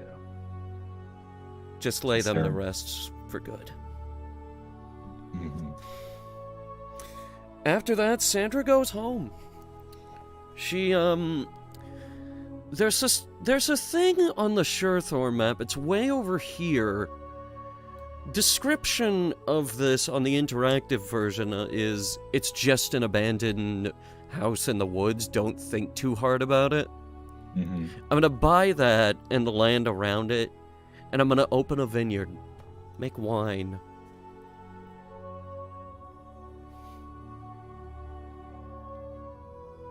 And so you do. That's it. Just this is all I want. Gets drunk on the daily. Every now and then I'll go out with Dante, but yeah. Then adventuring, save the world, open a vineyard, drink, enjoy the rest of time. Make money off of Eingaren style wine, which is hard to come by on this side of the planet because Sandra's from the other side of the planet. Mhm. Right. Anything further? No, just a quiet life with her family. And Dante? Mine stemming off of that. Dante, of course, after much adventuring, although the adventuring never truly stops for him, he is with Sandra, living with Sandra, and being that she is the definite breadwinner with her vineyard business, he understands that, doesn't really need me to necessarily have a specific job here, but he focuses on being a very good husband, an upstanding husband if he can be, and make sure things are taken care of, but also just helping out the town. When he is home, he's making sure the town is good, doing his little odd jobs. Hey, help train the soldiers like that need some guidance on how to fight. Hey, help out with, oh, you need some heavy lifting done? I got you. I am a beefcake and a fucking half. Like, just being beneficial to whoever needs it. Making the time, hey, who needs me? When do you need me? Like, appointments and everything of, like, who needs me for what? I got you. Yeah, That's all he really cares about. So... Shurthor has become one of the most protected towns, with two saviors of the world living in it casually. Understandable. And, And of course he he absolutely loves doing things with the kids. He teaches the kids how to swim. And anybody else who doesn't know, especially Sandra. Sandra has Learning to no fucking idea how to swim. swim, and she never gets You're it. learning to fucking you are going to learn how to She fucking never swim. gets it. Canon. But just all around being in town, being the biggest sweetheart, and trying to be a really good husband as much as he can. But he does go on ventures, of course. There is a sending stone at home, and he always has his own as he goes out, but he still goes out on his own adventures, you can say, because you cannot take the hunt out of the hunter, and if he hears word there is some big bad or some major problem somewhere and something needs its fucking ass kicked, he is on that. He is on his way to go do that. And if he can, depending on where he is, of course he goes back to the Orclands to meet back up with his favorite ladies, his favorite lady friends, because they're the bomb digs, especially the baddest bitch ever. She's the Bingo. fucking best. Yeah, Fengal's the fucking best. I it's might. Fengal and Sutha, if I can visit them, I do. Maybe drag Sandra along if she wants to go. Yeah, on a no, little I will excursion. follow you on these little escapades time and time again because I will probably get bored and crave the road now and again. Yeah, like, let's go. I gotta go murder something. All right, let's go. Maybe drag Uh, Gale along. Let's go, bitch. We got shit to do. Yeah, with that, Mom can run the business for a little bit, right? She's a goddess. She's got this. the Orclands, they come into some changes here and there. Brood Verdot kind of doesn't have a chieftain for a while because Zach just disappeared, so they kind of like lean it towards Dante, who doesn't typically show up, and so Fengel and the Dante shamans. did leave like one of two people in charge of one, so the other person could be in charge of the other. I still have their names and everything, but I did put viable people in charge while I was gone because I knew I had other places to be. Anytime. Oh, go on. At some point in the 30 years, surely somebody de-enacts legal banditry. Yes. Weirdly not. Also, No. Weirdly not. oh my god, I almost forgot about this.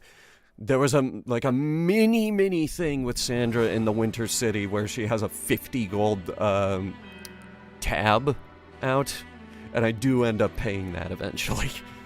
Eventually.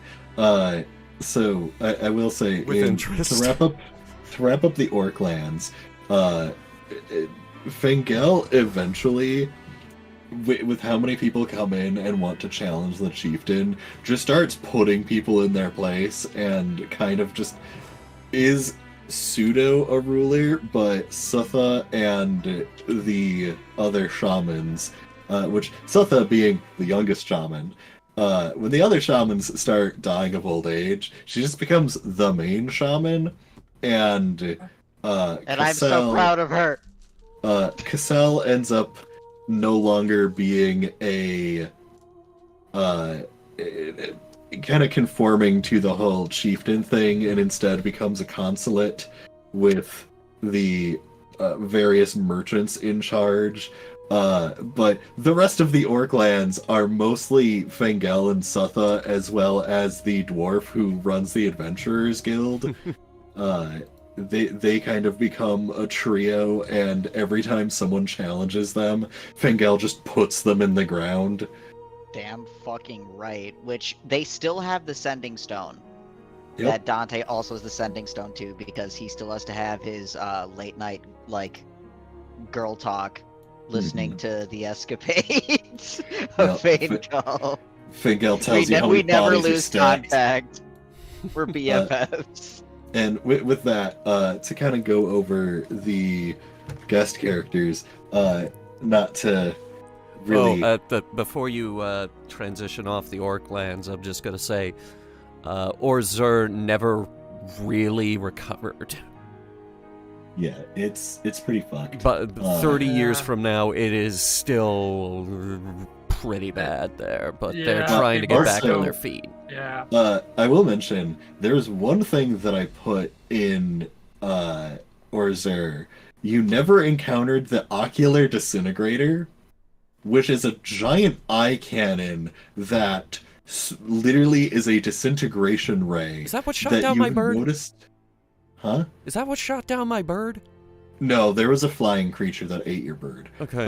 The Ocular Disintegrator, you noticed the scorch marks, you saw it blast in the distance, but you never had a direct interaction. If you would have walked down the main street, a small beam of light would have started going forward, and you essentially would have had to jump to the side, or you would have taken a disintegration worth of damage, and if it would have killed you, you would have been disintegrated.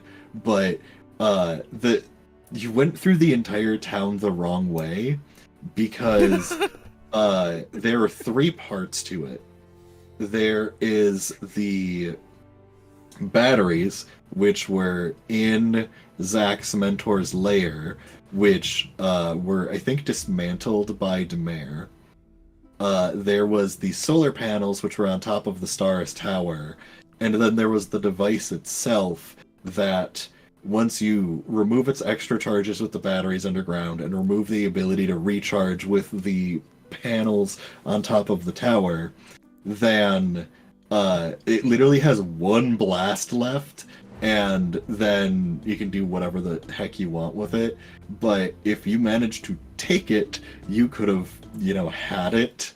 And it's just sitting there, and originally I was going to have the final boss mansion be, like, an additional thing, and I'm just like, we're done with this arc. And so I just put the boss on top of the Star's Tower, and we continued on. But, yeah, with that, one last thing, the assassin that Hunter you really wanted to kill, Yes. they were chilling in Edgeville the entire campaign. You never do encounter them again. They just decide to leave, and they are never seen again. That good old catfolk assassin. Some things are just best let go. So wait, are we gonna hear about Twisty's epilogue? Or Yeah, we went over it a little bit. Orvid becomes, he goes through after the Inquisition. One of the sides does, in fact, go ahead and procure that very familiar Cloak of Billowing. It's one of his great regrets that he didn't, tell you to not sell it. But that's he when you see him again, you do Cloak of Billowing that looks quite familiar. And yeah, he goes about being king, and at some point after the Inquisition and after the final fight, he recedes his power to the paladins, and he steps down from being king and takes just a gear, like a cog in the gear type. He's just working in high position, but he's not in charge. Your Granted, life keep it is anyway. a roller coaster, Orvid, I swear. He at this point he just wants to serve instead of lead. He realizes that he's probably not the best at that after everything that he hopes and believes that he did the right thing, and he does sleep soundly at night. He believes very strictly in his doctrine that true good cannot be achieved without true evil, and that's how he sleeps at night. Yep. So one last bit. Actually, Coco, I have some epilogue questions. Can it wait until after Coco's epilogue? Yes, absolutely. They're kind of Okay. afterthoughts anyway. So Coco, what would you like Regina's parting bits to be after the deed is done, the big bad is slain, and Peltreus is going to teleport the party back to the good realm of existence they came from? Honestly, is that really much? I guess. I didn't think I would be part of this. I'll be honest. Sandra tells you to not be a stranger. You're welcome at her vineyard anytime. They probably come back and visit once or twice, but very. She'll very give you a rare. hug too. She needs one. Down to Dante, Granite aggressive Keep, hugs. home of what?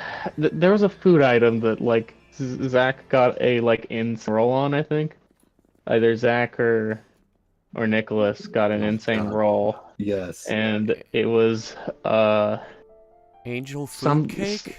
No, it's No. some like street food that's like considered a iconic delicacy, world Oh, that was famous. me. That was me. What was it? It was like cheese or something, right? No. It was not cheese. It was a device. I know what you're talking about. I don't remember. It was like a food. It was a food thing. Cheese fries. It was cheese fries. I literally have it written down right here. It's cheese fries. Yeah, I was asked yeah. like the history of cheese fries or something, and just had to bullshit something on the spot. Oh my Cheese god. fries. The history of air fryers. There's Yeah. a Oh, gourmet yeah. version that is served in the royal capital. There's a gourmet version, and Oh then my there's the God. street food version. No, it was like No, the chat character had an air fryer, and you asked, "Do I know anything about air fryers?" And you rolled a 20.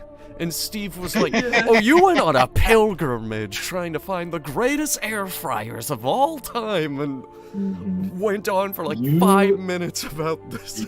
And You I should make even that wrote into a it down. YouTube short.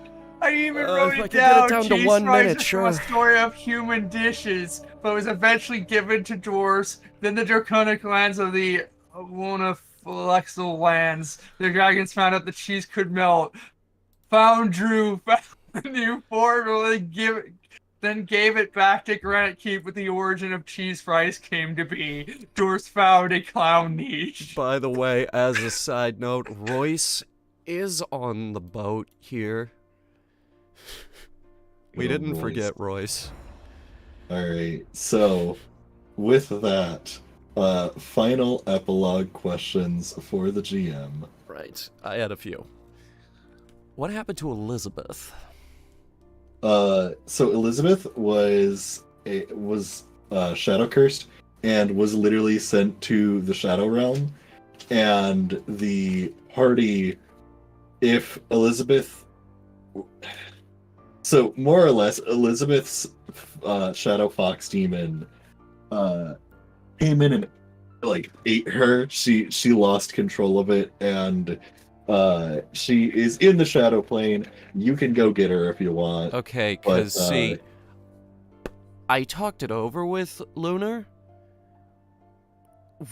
There was a plan to bring her back for one of the live shows that I hadn't run by you yet, so we didn't do it. Mm-hmm. But the possibility was there. Yeah, if need be, then she could have escaped, and like if she was going to show up during the ending, essentially she would have returned from the Shadow Realm after conquering the Shadow Fox that had cursed her, Okay. and she would have had all of the shadow powers that Okay, so I'm gonna write her ending here. I'm gonna pull Dante aside one day. He's like, "Hey, we gotta go get her." well, she would just return should of her be own saved. volition, basically. Either could be done as a quest, or she can just, succeed herself. Okay, and Arya? Arya just vibes. Hell She- yeah. She continues her Thanks. life adventuring around, wandering. Like, she's not a hero of the world or anything. She just exists. I'm just doing my thing. What happened to Sella? Oh, Sellsword Sella? Yeah. Gosh, where did she teleport to? bitch. She's fine. Like, she is absolutely still alive. If I recall... Oh, she was sent back to the nearest Adventurers Guild, which was the burned down Adventurers Guild in the Orc Lands. Get right. Chaldril, I think it is. And she was waiting there for you to either return or to get confirmation. And you jumped on a boat and left. So, Sellsword Sella is... she's still alive and kicking, and if anything, in the next 30 years, she becomes an extremely proficient swordswoman. Good to know. What about Gree? Gree joins the Dark Carnival and disappears forever. Peck, Uh, my little Peck. goblin girl. Oh, I'll say she just goes with you and starts working on your on your vineyard. We're homies, roommate, I don't most- hate this. adopted child. I don't Yeah, hate this. I got me a goblin girl. Yeah, a lot of your scouting party, like a lot of them stay in the Orklands. Of course. Yez and Svan both become adventurers, though. Nice. And then there's What happened? Zach's guards. I don't remember the names. Torin and Rajal. Yeah, Torin and Rajel. What happened to them? They go back to the Orklands after Zack mysteriously disappears. They don't really know what to do, so they just go back. Okay, fair enough. They become I- famous warriors, though. Nice. I guess the only two characters left would be Toasty's characters. Yeah, I guess I am actually- curious of what happens to Dothric. I was about to ask about Dothric. You beat me to it. So, Dothric more or less keeps hanging out with Orvid. Once Orvid kind of goes to the Paladin City, he doesn't tend to I would say in the next 30 years, if he hasn't gotten himself killed, he's just been fighting as many paladins and devils as possible. He's just a loose cannon that exists in that general area. He goes past neutral chaos. He is the chaos. Truth be Basically, Teddy Roosevelt's cabinet. I have an interesting one, actually. Yeah. Did Gizmo die along with the mayor? Or is he still out there somewhere? Probably still out there with the treasure of the One Piece. So he's hanging out with the treasure. He's one of the treasures, I'm going to assume. Ooh, I like this idea. Okay. I guess I don't even remember I'm not good with names, so I don't remember the other person that Toasty had. Galley? Galley? Yeah, Galley. Yeah, Galley keeps working in the in Granite Keep, Okay, attempting fair to enough. be one of the best servitors of the realm, and is suffering. She really wants to find other artifacts of existence, but honestly, after the Shard of Arcanus is found, then she like documents as much as possible about the Shard of Arcanus. But obviously it belongs to Elvanius. Yeah. Well, it doesn't belong in a museum because its owner is still alive. Sure, it's a piece of history, but it's a piece of history still being held by its creator. Who's now at this point over 1,000 years old. Yep. I've got two very important ones. Chat wouldn't forgive me if I didn't answer it. Or didn't ask about it. First of all, what happened to Royce? What didn't happen to Royce? Royce. Feel free to go crazy with this. Royce is still an adventurer, and is still adventuring to this day. Acting what super weird, but they're No, still around. Okay. Sorry. Still The real and- question is what happened to Peppermint? I swear to God, Can I have purchased I peppermint? was just about to.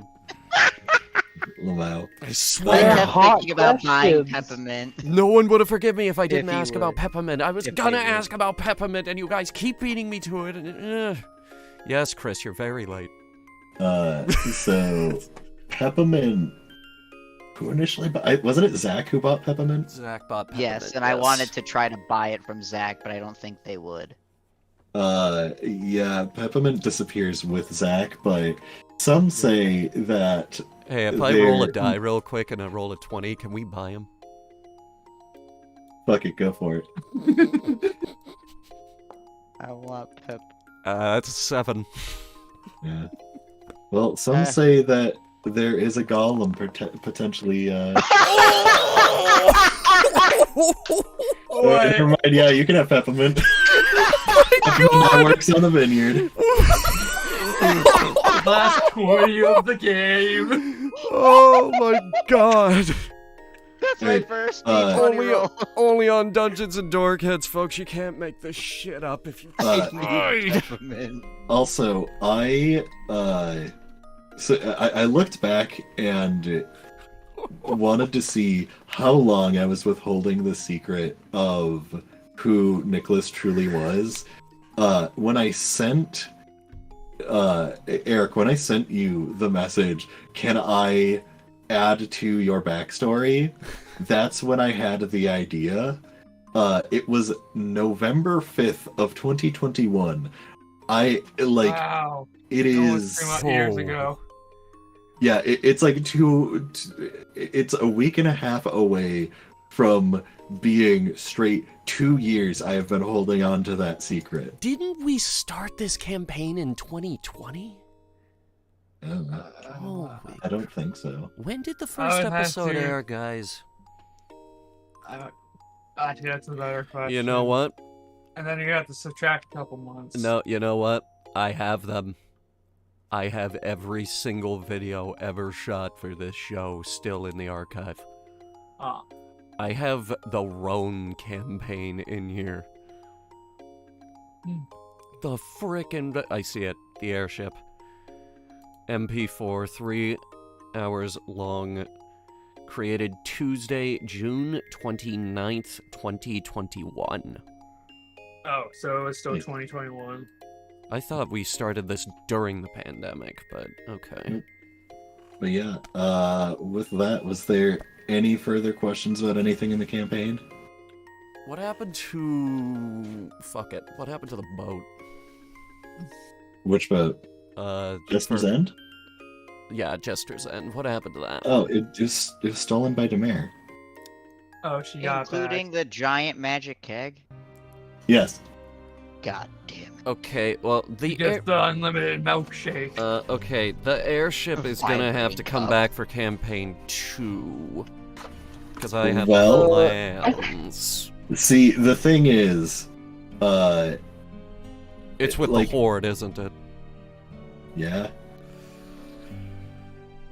We have to find the One Piece. Boy. The ship is the One Piece. No, I'm gonna wait for somebody else to find the One Piece, and then when I see the ship, I'll be like, hey, let me buy that from you, and if they tell me no, death is imminent unless they give it to me. If I roll a 20, can I buy the Like, ship? that's Here my we go. fucking boat.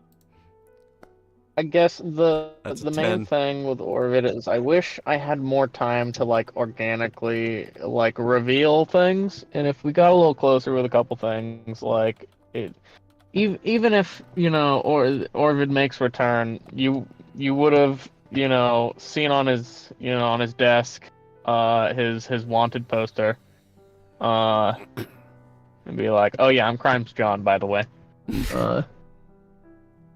Oh yeah, that's me, by the way. Yeah, no. And I wondered, with the stuff that in character I'd heard, like I wondered how like Sandra may react to, oh yeah, this entire castle is just brimming with thieves, and criminals. There's maybe about 3 law-abiding citizens in this government building. There's Sandra's uncle's wallet.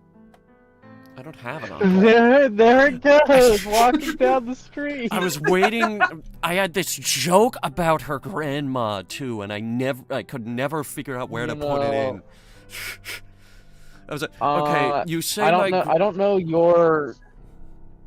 Okay, Go on. you say my grandma. Do you mean Grandma Pinehoof or Nana Greera? Because Nana Greera can be an eensy bit racist. Grandma Pinehoof, she's dead. Dead. Did someone in the chat seriously just ask what game is this? Welcome to a D&D 5th edition. This is Doom. Wow. We're running it on the Eternal. toaster. Hi, welcome to Pathfinder. Hi, welcome to the Fallout board game. No, the Fallout campaign isn't for a while. Anyway, is there anything else? I think that's it. Yeah, the Q&A portion of our show. I said we would do it, however briefly. So if anyone has questions, now is the time. I did notice that Gavin had one question at the beginning. With the next campaign, will the concept of events in the campaign affect the Minecraft server or no? Since I want the Minecraft server to end due to the mob vote. Okay, I said that in anger. The server's not actually ending. Also, all of the changes on the server are kind of congregated to the Adventure Guild. And this isn't a spoiler because this is kind of how the campaign opens. The guild is back. They're trying to rebuild themselves and kind of rebrand themselves. So that building is going to get rebuilt. Eventually. Does anyone else have questions? Steve, questions? I'm just looking forward to playing my new character next campaign. Which I'm finishing up my thing right now. Thank you. I also... I'm looking forward to mine as well. It's mere coincidence that I am running another religious character, but this one will be different. I promise. Actually, isn't this all of the? Isn't this the party for the next campaign? All of us here right now. Wait. Oh yeah. Oh my god, it is. Because Octi has we agreed to. Me and Octi kind of agreed to disagree that he's not a player, but I want to keep him on as an idea guy. Yep, my idea, man. Are all the But characters we want you ready? to play, you goddamn forever DM. Suck my ass. Okay, Nelson asks, are all the characters ready and made for the next campaign? Yes and no. We know who these characters are going to be. Yeah. We're in the process. Literally, right now, Shane is putting together references. We are in the process of getting the art ready. Yep, I'm getting my stuff together. For So the far, art. I know my character's done. I don't know if... We're Oh wait, still... Hunter... I guess Hunter would have a DM character. We're still going with that. Hammering out a few details, and all of it is going to come together in Session 0 either this November or December is when I really want to get that done. So that is the current plan. And actually, I bought a book. You read? I've been sitting on this book reveal for the past number of hours, however many. Sit on books. Oh my god, the camera actually You're works. gonna crease it.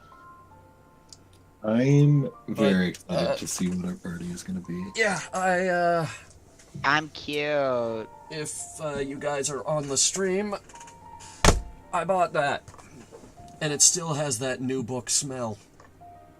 Oh, It that's better. delightful. It's the best fucking smell. I always have Right? to refresh. It falls behind. I'm still waiting for my stream to catch I up. see dice. And the pumpkin. Where's the book? There's the book. I Yeah, see that's a book. it. In a book. I don't see the book yet. I fucking love new books. Oh, there's Although the those book. books, Now that's those a books book. have a very different smell because the pages are made differently, and all of the ink from like pictures, it's a very different smell. Not my favorite book, like new book smell, but it's all right, like kind of thing. It depends. Otherwise, I like regular book smell. Oh my god. So I will ask: is there anything else that we want to do for this wrap up? Because I do need to get to sleep. Favorite moments. Let's just favorite moments. You know what? Yeah, sure. That's probably the best one. Best thing to end on. Favorite moments of this whole campaign. I My would painting. definitely say the orc campaign was generally a nice campaign. Was generally one of the best parts of it. I was a big fan of the rat birthday party. I missed out on Rep. You did. Both, Right. actually. There's some other points, like I like the story about what happened in the ruins. I thought that was really well written. It was nice to hear about. Thank you. That was a beautiful little moment we had in the basement. Okay. I will nominate mine as the the political intrigue of trying to win Zach's country over for political aid. And boy. the basically the drinking contest leading into the bar fight, because like mind you, I was competing with somebody who had been morning drinking, and I still lost by a hair of a And number don't roll forget the bar against- fight. Yeah, the bar fight, baby. Dothric, unfortunately, he's a barbarian and a dwarf, so the cards were stacked. So I was trying my best to keep up, but I was like a couple drinks too slow on that, Oh, yeah. Good times. That was quite fun. I did quite like all that, the shenanigans. I don't know what my favorite moment would be, honestly. You I could But I do still grind like to. meat I on still like to it. imagine in his epilogue, Dante does manage to get in a couple drinking contests before everybody figures out he can't get, Shane. and they don't let him play anymore. I still like the Shane. angel cake. Shane. Oh Yes. god, the angel food. Shane. Yeah, that would definitely be a good moment. Yeah, Angel Food Cake is great. Shane. A What? close contender is the political intrigue that Steve shoveled towards me as I was playing King, because it was like Fable on New Game Plus. It was just like every decision I made was objectively wrong, and I'm going to upset more than one group no matter what I did. And I earnestly was looking forward to each following response, and it was fun to try to manage a hectic situation like that. Anyway, Shane, Yes. you know what your favorite moment was. What is my favorite moment? You could grind meat on it. I thought it was gonna be the Any fish moment fight. where somebody was marveling him and he got shy was I always did hilarious. love the fish fight. It was Forgot a about good. the fish Oh I my thought it was a god! dream. Me fighting a Fish fish with a fight. knife was the fucking best, and then getting my I painting thought drawn you the were next in day. a dream sequence. No, that he was actually not. happened. I didn't get a dream sequence. I got a fight with a fucking fish. The- He got pissed at me for making him leave and came back with a knife. I had a fish knife for the rest of the game. Mm-hmm. The So I wasn't dreaming. I The got thing a is, I fucking will- knife. At some point, Sandra's gonna ask you for that knife. Well, no, this is my fish knife. Added to her was vast there collection of for that knives. session, just sitting in on the background, and because I wasn't participating, I was falling asleep, and there's a couple sessions like that, and I was coherent enough for fish fight, but nothing else. And what I liked also was the session before it or whatever with the dragon stuff. It was just like, all right, guys, let's coordinate all this bullshit to fight the dragon, and then I dozed off and woke up again, and it's just like, good job on killing the dragons, guys. Oh, no. Just- So Coco, I skipped dialogue. Coco, what was your favorite moment? The NPCs getting all the final kills. Yeah. That was Dude, actually that forgot one about guy! that one guy. That one guy! From the last fight we ever did. Trooper who survived. The guy that got yeeted. Wait, I wrote his name onto down. a dragon. Where's his? What was his name? I wrote it down. All right.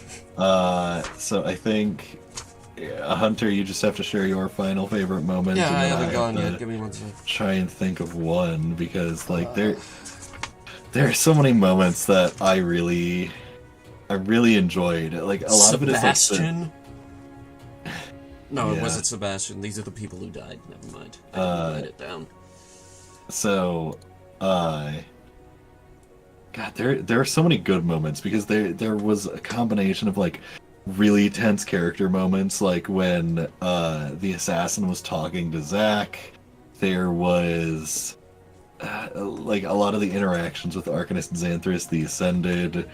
I loved all the moments where I could be extremely silly, like the angel food cake that whipped a knife out. It's just Boosty. I had the boosty, Boosty. the classic. Oh. Do you have your favorite moment, Hunter? Yeah. Just the way Sandra's character evolved and opened up. It was always my plan is that you don't get the soft side of Sandra at the beginning. You have to earn her trust. And that slowly happened, and it was beautiful. Also, the homecoming arc, obviously, was very, very, very good. Or, Yeah, well, there's a lot I still wanted to do with this campaign, but there was so much. I am glad that we were able to do some of the stuff that we were able to. There's a lot of good moments mixed in there, so I hope at the end of everything, everyone was at least happy with the game that we did have, even though we weren't able to take it all the way to the end. I did my best, and we have Better a ending. completion than most campaigns I've had, so works for me, honestly. So Final counts on this, by the way, including this one, 60 sessions. 60. well, So, with that, real quick before we end, I would like to give a bunch of special thank yous because we didn't have sponsor bits and the like for this. Obviously, I would like to thank my sponsors, but we're going to gloss over them today because most of the important ones are down below. I would like to give a special thank you to Ryouku, our character artist, who just diligently drew whatever we threw at her and came back with fantastic results. And just a huge thank you to Rio. If you haven't already, go check her out. She's down below. Give her a big thanks. She's doing the character art for Campaign 2 as well. And, of course, I would like to thank our Dungeon Master, Steve, for putting up with us for as long as he did. Through good times and bad times and worse times.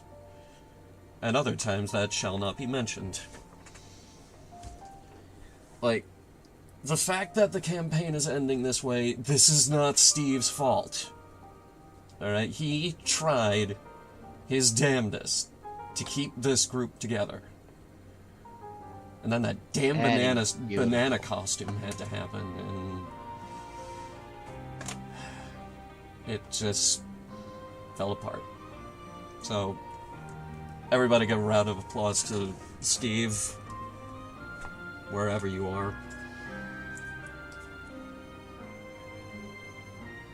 And that's all of them now, actually. Fucking clapping sound effect. I was wondering where that came from. This is the part where where we're supposed to give him a bouquet of flowers or something. Man. Seriously, thank you so much for your hard work. Yeah, I I certainly tried, and you know, Love and appreciate you. well, I get that appreciation repaid in campaign 2. I really look forward to being your DM. I look forward to being a player at the table again and being able to play games with all you peeps. This is going to be a good time. I want to say I don't think I've ever played a game alongside most of you. Ooh, and don't forget, we got that one shot in November. Yep, true that, true that. Yeah, But, have we actually played a game together? Where you're not the DM? besides the moth one shot, but other than that, I do need to get scooting to bed. So, Yeah, good night. yeah, have Thank you for all your hard work, and best of luck on your future endeavors. You're gonna be paid to DM. That's awesome. Heck yeah. You deserve it. You deserve it. If you're gonna be forever DM most of the time, get paid. Get that bag. Get that bag.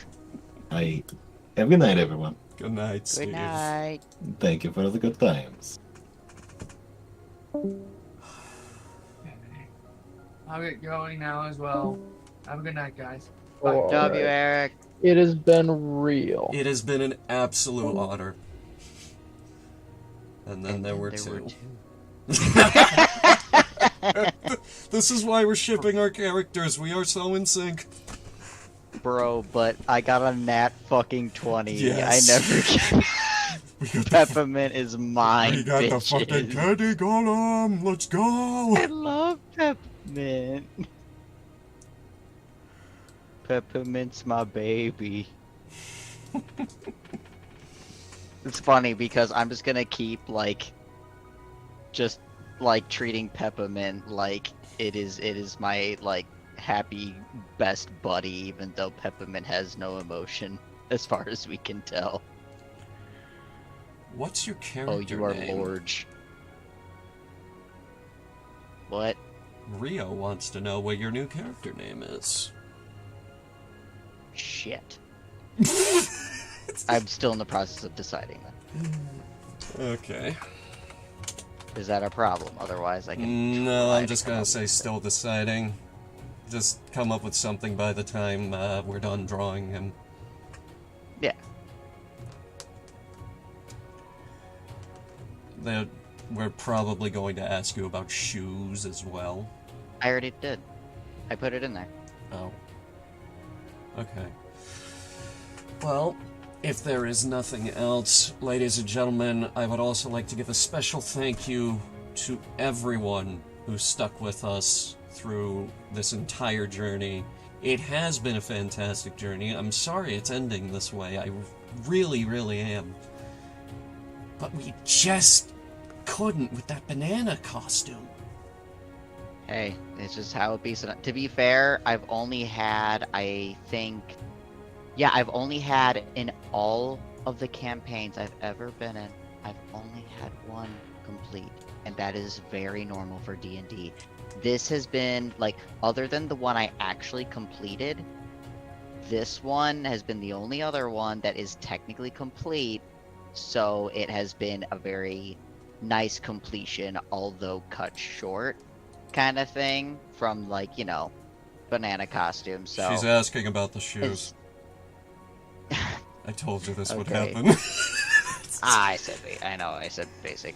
But it's one of those things where this has been a good one because any other campaign I've been in has just had to stop, and there was no hey, let's put in a final what happened because we're stopping. None of that ever happened.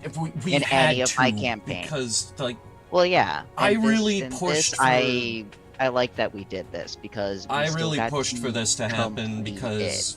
I wanted closure.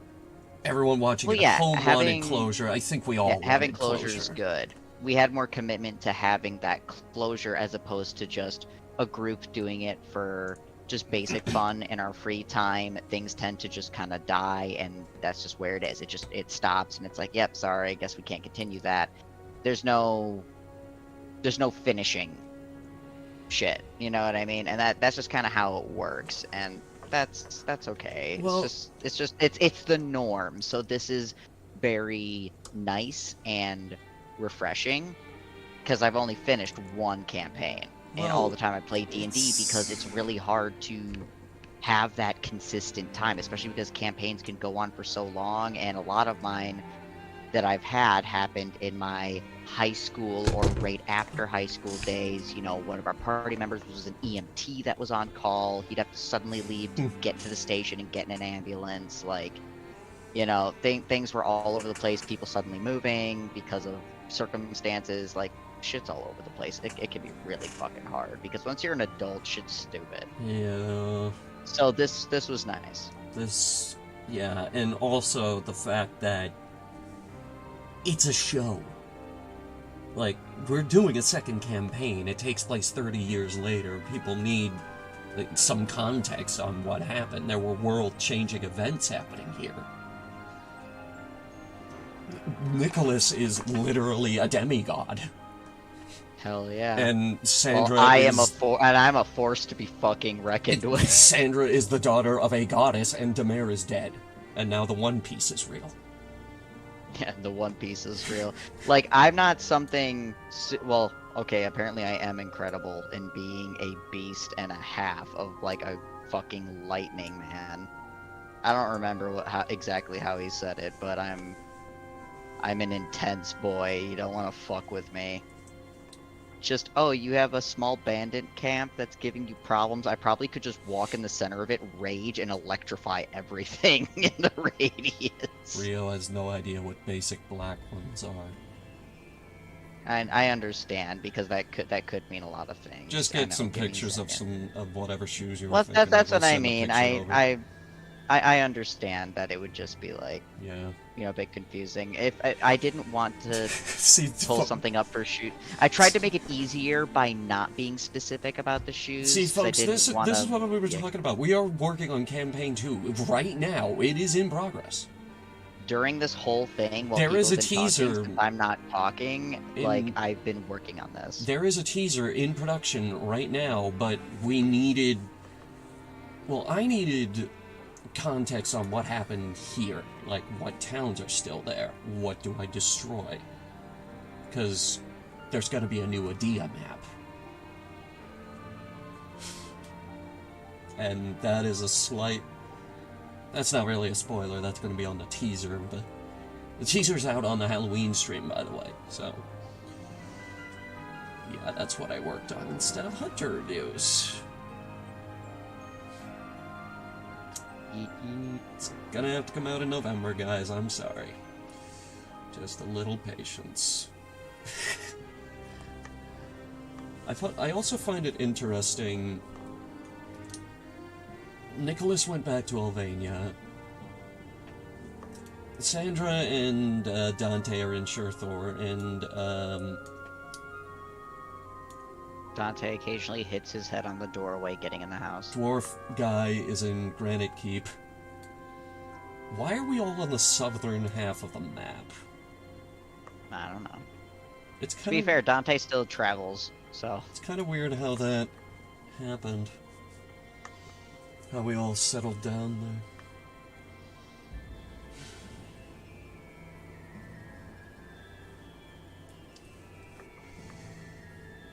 there. Anyway. It's over. My life is Let's go again. Hell yeah. Let's go. Oh, Hunter, want some random happy good news? Just random good news? Is it pertaining to the show? No. Give it to me after. Okay. Anyway, yeah, let's go again. And we will leave you on those words, folks. Yee. There will be more details on Campaign 2 in the coming months. But until then, thank you all so much for watching. It really has been a fantastic journey, and watch this space, because we're just getting started. And we love y'all. We love every single one of you guys. Except for that one guy. Fuck that guy. I'm just being vague. Whoever you are, one guy, you know who you are. Maybe. We'll see you guys soon.